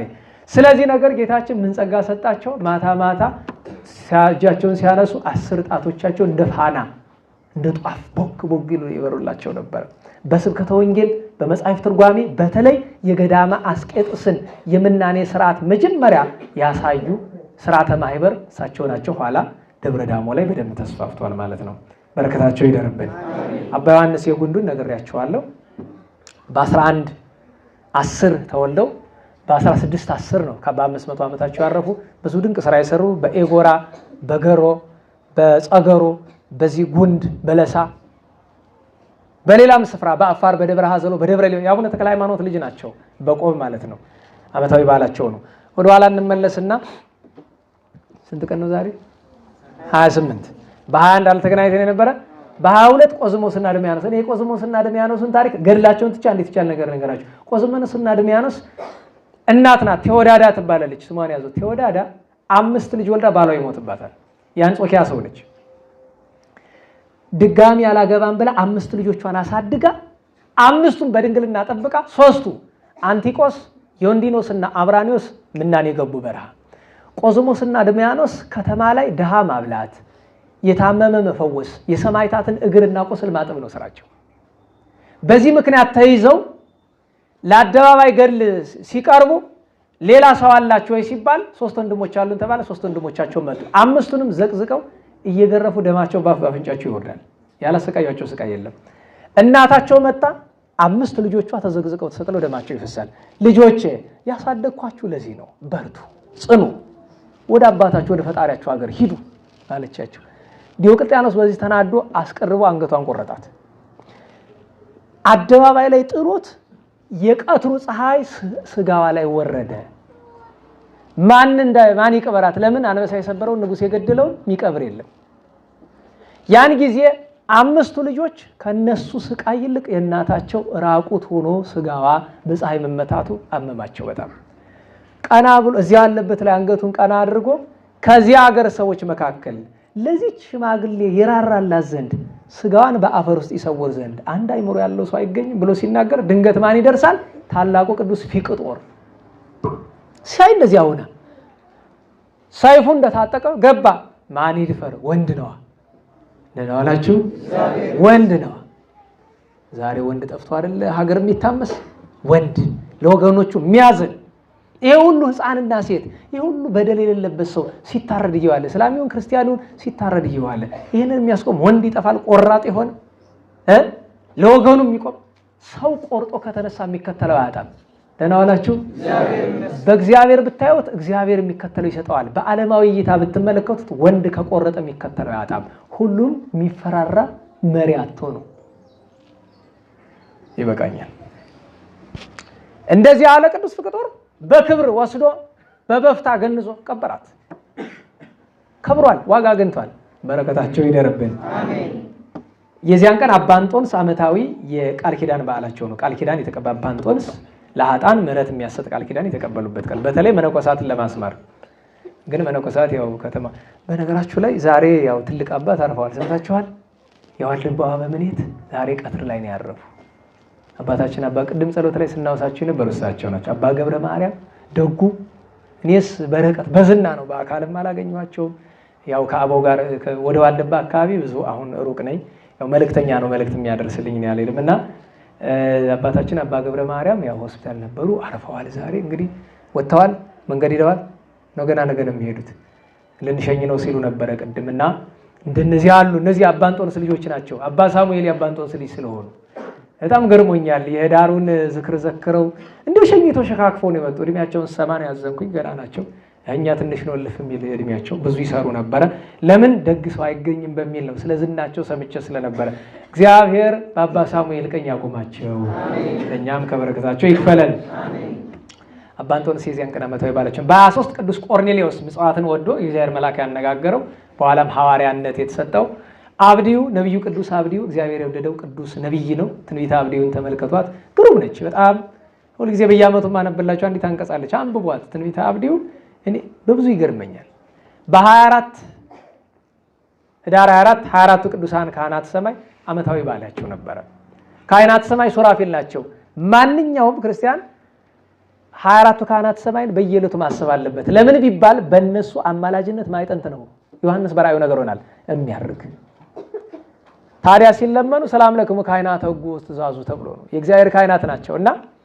እምነቃፉክሙ ሐሴት ዘይነጽፉ ይዙ ኪያየ ህዙነ ወትኩዘል ምን አዘዙ ወበክንፍክሙ ብርሃናዊ አውዲ ሐውዙ እንዳለው መጽሐፍ ማለት ነው ካንደበታቸው ዘወትር ደስታ የሚቀዳ ናቸውና ሐዘንተኛ የሆነ ሰው ደስታን ሲሻ 24ቱን ካህናተ ሰማይ መጥራት ነው ያን ቀን አባታችን ቅዱስ ተክለ ሃይማኖት ሐዲስ ሐዋርያ ሱታፌ ቶማስ ሰማዕት በስባረ እግሩ ዘቆመ መጠነ 7 ዓመት ሐጸነቱ ገዳም ኋላ ቀጥ ጸሎት ቅዱስ ዘይቤ በስመ ሥላሴ ቅድስት የገነት ለተክለ ሃይማኖት ዲበባን የመልበሱ ሱቁ ከመሱራፌል ካህናት ይሄ የዚያን ቀን ነው ከአራቱ ካህናተ ሰማይ ጋር መቤታችን ወስዳቸው አቡነ ተክለ ሃይማኖት ያጠኑበት ቀን ይታሰባል ሰማዕቱ ቅዱስ አዝቂር ቅዱስ ዲዮስቆሮስ አባ ዮሴፍ እና አቡነ ዜና ማርቆስ የደብረ ብስራቱ የምሁሩ ደገኛው ጻድቅ ልደታቸውን የዚያን ቀን በ25 ሰማዕቱ ቅዱስ መርቆሪዎስ ፊሎፓዴር ወይም ፊሎፓተር ባለ ሁለት ሰይፉ ሰማዕት ኪዳኑ በዓሉ የዚያን ቀን ተከብሯል አንተርክም ለእሑድ እሑድ አለን እሑድ የምንተርከው ብዙ ታሪክ ይኖረናል ለእሑድ እንተዋለን የዚያን ቀን ነታቦት ኖህ አቃርቦስ ሮማኖስ ነበሩ ከዚያ በተረፈ በ26 ጻድቁ አቡነ ሀብተ ማርያም አባታችን ኢየሱስ ሞዐ ዘሐይቅ ወላዲ አእላፍ ቅዱሳን የናግራን ሰማዕታት በዛ በቀጥታው ስርጭት ለመተረክ ሞክረናል የናግራን ሰማዕታት ቅዱስ ቢላሪያኖስ ኪልቅያታቱ ሱበያ አባ ኢያሱ የጀር ስላሴው እናታችን ቅድስት ዮስቴና ቅዱስ ጎርጎሪዮስ ከሰባቱ ቅዱሳን ጎርጎሪዮሳት አንዱ ዓመታዊ በዓላቸው ተከብሮላቸዋል ሌሎችም ቅዱሳን የዚያን ቀን አክብረናል በ27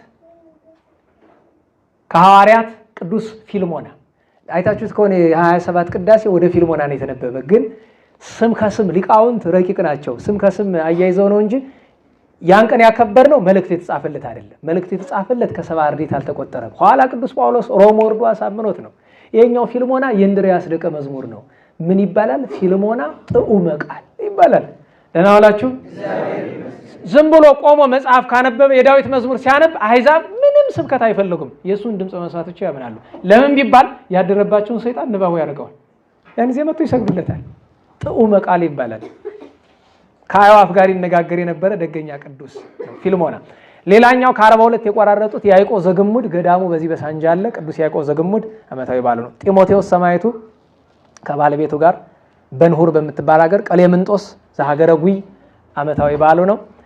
ከኢትዮጵያውያን ቅዱሳን መካከል አንደኛው አባታችን ተክለ ሐዋርያት ልክ እንደ አቡነ መባጽዮን ያሉ ገድላቸው ይገርመኛል። እንደ አቡነ አንደኛ ረፍታቸው አንድ ጊዜ ነው። አቡነ መባጽዮን ጥቂት ይዘገያሉ። ቀድሞ ያረፉ አባ ተክለ ሐዋርያት ናቸው። ገብርማ ይላል ገድላቸው። ደብረ ጽሙናም ይባላል አንድ ገዳማቸው። እሳቸው ዓመታዊ በዓላቸው ነው። እሁድ እንተርካለን። ብዙ ታሪክ ያላቸው ናቸው። አባ ገብረ ዮሐንስ ተመሳሳይ እኔም ኢትዮጵያዊ ጻድቅ ናቸው። ዓመታዊ በዓላቸው ተከብሯል። የዛሬን ተነጋግረናል። ነገ ትልቅ በዓል አደራ አንስታችሁ ነገ ሁሉም ሰው ዝክር ይዘክር። ነገ ከሊቀ ዲያቆናት ቅዱስ እስጢፋኖስ ከቀዳሜ ሰማዕት ጀምሮ እስከ ተፍጻሜተ ሰማዕት ቅዱስ ጴጥሮስ ሁሉም ሰማዕታት በአንድ ቀን ይከበራሉ። ሁሉ መላእክት ህዳር 13 እንደሚከበሩት ሁሉ ሰማዕታት ምን ይባላል? ጉባኤ ሰማዕታት። ስለዚህ ነገ አደራችሁን ዝክር ሁሉ ሰማዕት ያ ማለት እነ ቅዱስ ጊዮርጊስ፣ እነ ቅዱስ ፋሲለደስ፣ እነ መርቆሬዎስ፣ እነ ቂርቆስ፣ እነ ቅድስት አርሴማ ሁሉም አንድ ላይ የሚከበሩበት ቀን ነው። ታዲያ ፍጻሜያቸው ቅዱስ ጴጥሮስም ነገ ነው። እንደዚሁም ሐዋርያው ቅዱስ ቀሌምንጦስም ነገ ዓመታዊ በዓሉ ይከበራል። ቢታሰብ እንዲያው እግዚ ቅዳሴ የሚቀደስበት ነው። ትእዛዝ ሌላ አዟል፣ ግን ቅዳሴ እግዚን እሱ እንደደረሰው ስለሚነገር ኋላ ከቅዱስ ጴጥሮስ ተምሮት ማለት ነው። እሱም ማውሳት ይገባል ማለት ነው። በ30 ኅዳር 30 ቅዱስ አካክዮስና አጼ ገብረ መስቀል የኢትዮጵያው ጻድቅ ንጉሥ ዓመታዊ በዓላቸው ይከበራል። ታኅሳስ 1 ቀን ነቢዩ ቅዱስ ኤልያስ፣ ናቡቴ፣ እናታችን ቅድስት ቤርሳቤህ የዳዊት ሚስት ዓመታዊ በዓላቸው ይከበርላቸዋል። በሁለት ሰለስቱ ደቂቅ ዓመታዊ በዓላቸው ነው እና ቅዱስ አውካቴዎስ ወይም አውካያኖስ ይባላል። በ3 ዝትነ ማርያም በአታ እና ቅዱስ ፋኑኤል ጻድቁ አቡነ ዜና ማርቆስ ዕረፍታቸው ይከበራል። ፋኑኤል ሊቀ መላእክት ሲመቱ ነው። አጤ ምኒልክን እግዚአብሔር ይማር እንላለን። እሳቸውም ያረፉበት ቀን ነው። መልካም የሰሩ ንጉሥ ናቸው። ጻድቃነ ሰማዕታት አንቆጥርም አባቶቻችን። ይሄ የኛ ስልጣን አይደለም፣ ግን ደግ ንጉሥ ብለን እናከብራቸዋለን። እንዲሁ እንጸልያለን። ክርስትና ስማቸው ማን ነው? ሳህለ ማርያም በሉ እስቲ። አዎ ያን ቀን ኦግዚኦ አይረፍ ነብሰ ንጉሥነ ነብሰ አቡነ ሳህለ ማርያም ወነብሰ ንግሥትነ ወለተ ሚካኤል ጣይቱ። የዚህ ዘመን ሰው እነሱን የሚጠላቸው ለምን መሰላችሁ? ጋኔን ስላደረበት። እመቤታችን ይወዱ ነበረ። ጥሩ ናቸው። በ3 እንደሱ ነው። በ4 ሐዋርያው ቅዱስ እንድርያስ። በ5 የምንገናኘው የዛሬ ሳምንት በ5 አይደለም በ4 ነው የምንገናኘው። 5ማ ሐዋርያት አለ እዚህ የሐዋርያት የገብረ መንፈስ ቅዱስ ማህበር ስላለ የምንገናኝ ማክሰኞ ነው። እንዳትረሱ። እንዴት ዋላችሁ? ማክሰኞ ነው። ማክሰኞ እንመጣለን። ሮብም ደግሞ የእንታ ትምህርት ስላለ የዚህ ጉባኤ ስላለ እንመጣለን። ስለዚህ ማክሰኞ በ4 የሐዋርያው ቅዱስ እንድርያስ ቤተክርስቲያን በአታ ነው እንድትሳለሙ። በ3 መንገዱ የለውም። በ4 ሲል ባዶ ይገርመኛል። ታቦቱ አለ እኮ። ታቦቱ ማይወጣ ለምን መሰላችሁ? በ3 አብሮ ይወጣል። ተከታታይ ቀን ስለሚከብድ ነው ለማድረግ። ስለዚህ እንድትሳለሙ ነግሬያቸዋለሁ። በእንዲያው ሲሆን ጧት አሊያ ባመቻችሁ ሰዓት። ስለዚህ እግዚአብሔር አምላካችን ሁላችን የዚያ ሰው ይበለን፣ የቅዱሳንን ጸጋ በረከት ያሳድርብን፣ ፍጻሜያችንንም ያሳምርልን። ለምስጋና እንነሳ።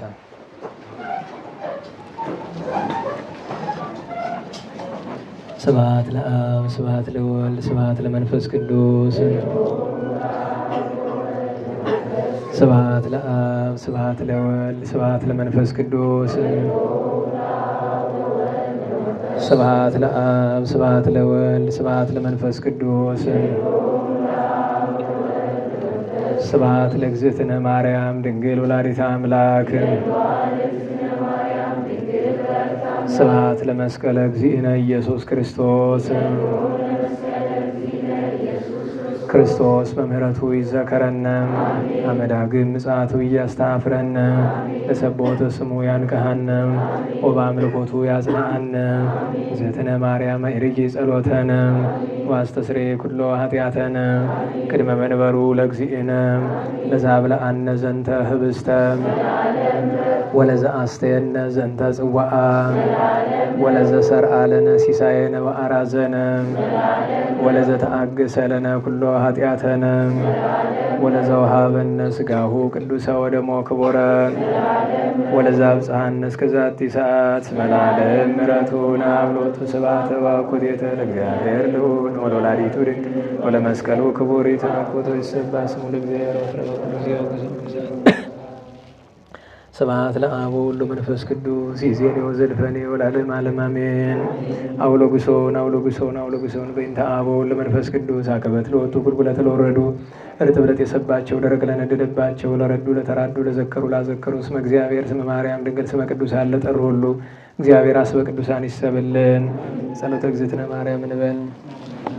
ሰላም ለኪ እንዘንሰግድ ለኪ ማርያም ብለን አስተበቋኪ ማርያናዊተ ማኅፀነ ነቢይ በእንታና እምኪ ወኢያቄም አቡኪ ማኅበረኔዮም ድንግል ባረኪ ጸሎተ እግዝእትነ ማርያም ድንግል ወላዲተ አምላክ ተአበዮ ነፍሴ ለእግዚአብሔር ወተታሰይ መንፈሴ በአምላኬ ወመድኃኒየ እስመ ማማ ለአመቱ ናሆም ይእዜሰ ያስተበጽሑኒ ኩሉ ትውልድ እስመ ገብረ ሊተ ኃይለ አብያቱ ቅዱስ ስሙ ወሳይሉኒ ለትውልደ ትውልድ ለለ ይፈርቡ ገብረ ኃይለ በመዝራዕቱ ወዘሮሙ ለለ ያብዩ ህሊና ልቦሙ ወነሰቶሙ ለኃያላን መናብርቲሆሙ አይቤዮሙ ለትሑታን ወአዝገቦሙ በረከቱ ለሩባን ወፈኖሙ ራቆሙ ለብዑላን ወተወክፎ ለእስራኤል ቁልኤሁ ተዘከረ ሳይሉ ዘይቤሎሙ ለአበዊነ ለአብርሃም ወለዘሩ እስከ ለዓለም ባርክነ ቅድስና ንጽሕነ እግዝእትነ ፍትነ እማይሰሪው ለሰይጣን እሙ ለመድኅነ ወለተ ብርሃን ኦ መዝገበ በረከት መዝገበ ቅድሳት መዝገበ ንጽሕ መዝገበ ራእየ መዝገበ የዋሃት ባርክነ በእድየኪ በከመ ባረኪ ወለኤፍሬም ፍቁርኪ በበረከተ ወልድኪ ወአብ ወመንፈስ ቅዱስ ስብሐት ለአብ ወወልድ ወመንፈስ ቅዱስ ለዓለሙ ለዓለመ ዓለም። እንደ ቸርነትህ አቤቱ ማረን፣ አቤቱ ማረን፣ እንደ ምሕረትህ ይቅርታን ስጠን፣ ይቅርታን ስጠን ከኃጢአት የማንጻኝ ከክፉ በደሌ ከብዙ በደሌ ለዚያች ክፉ ኃጢአት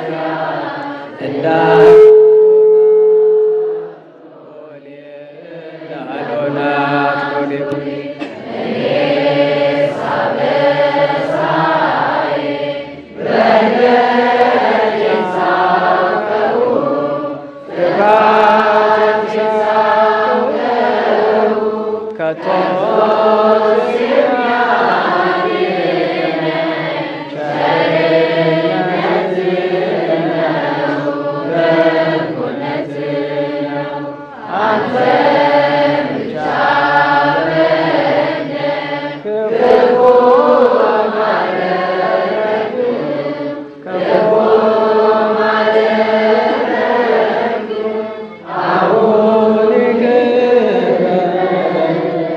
ከፊት ወደቅሁ ከፊት ወደቅሁ ከፊት ወድቄ ስለምን አንተን ስማጸን አንተን መውደቄን ተመልከት አምላከ ብርሃን አምላከ ሰላም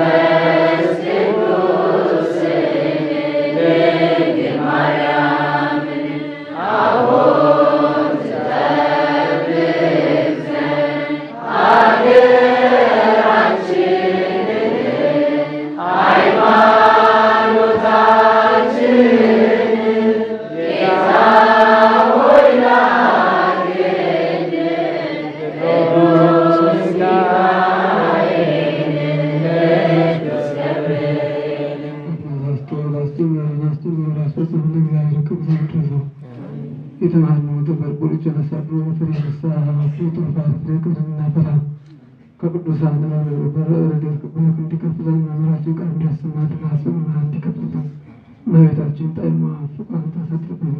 አባታችን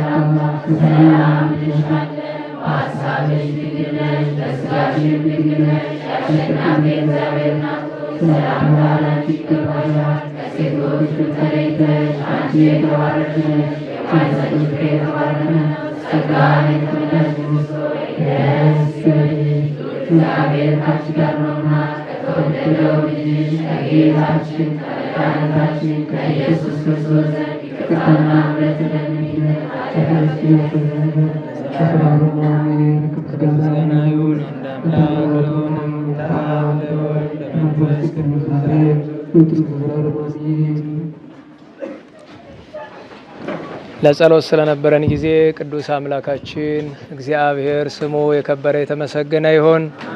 የተመሰገነ ይሁን። ለመምህራችን ለኔታ ዲበኩሉ ቃለ ሕይወት ቃለ በረከትን ያሰማልን። የአባታችን የገብረ ማርያም የአባታችን ነብየ ልዑል የእናታችን የወለተ ገብርኤል የወንድማችን የገብረ ሚካኤል ነፍስ እግዚአብሔር በአብርሃም በይስሐቅ በያዕቆብ አጠገብ ያኖርልን። ሁላችንም ለስርየተ ኃጢአት ለንስሐ ሞት ያብቃን። ከብርሃን ዕለቱ በሰላም ያድርሰን።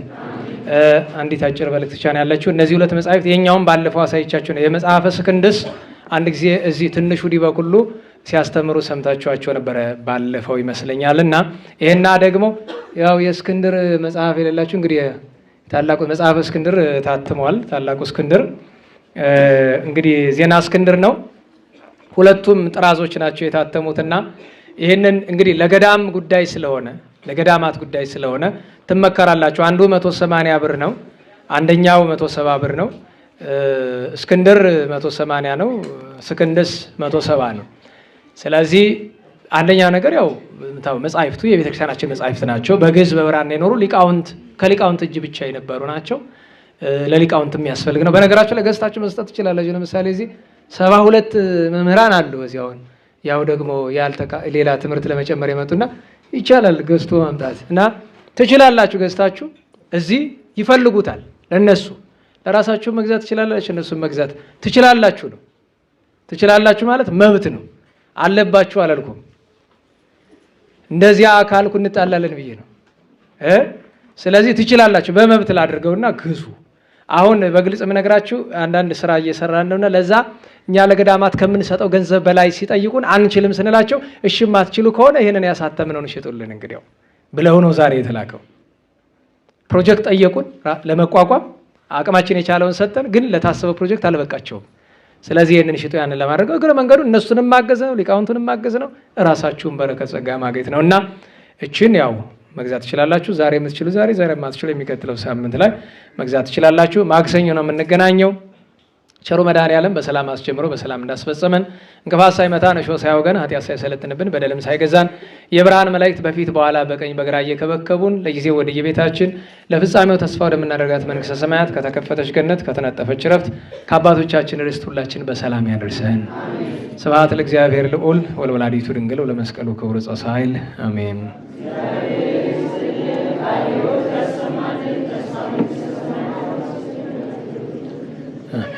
ጸጋ ነሣኢነ ወሕይወተ ረከብነ ጸጋ ነሣኢነ ወሕይወተ ረከብነ በኃይለ መስቀሎ ለኢየሱስ ክርስቶስ በኃይለ መስቀሎ ለኢየሱስ ክርስቶስ በኃይለ መስቀሉ ኪያከ እግዚኦ ነአኩት ወንሴብሐከ እግዚአብሔር ኪያከ እግዚኦ ነአኩት ወንሴብሐከ እግዚአብሔር።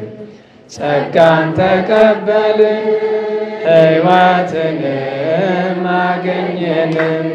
ጸጋን ተቀበልን ሕይወትንም አገኘን። በመስቀሉ ኃይል ለኢየሱስ ክርስቶስ በመስቀሉ ኃይል በመስቀሉ ኃይል ለኢየሱስ ክርስቶስ በመስቀሉ ኃይል አቤቱ አንተን አቤቱ አንተን እናመሰግንሃለን እግዚአብሔር። አቤቱ አንተን አቤቱ አንተን እናመሰግንሃለን እግዚአብሔር። አንዳንድ ወንድሞቻችን ወንበሩን አግዙ። ቸሩ መድኃኔዓለም በሰላም ያሳድረን።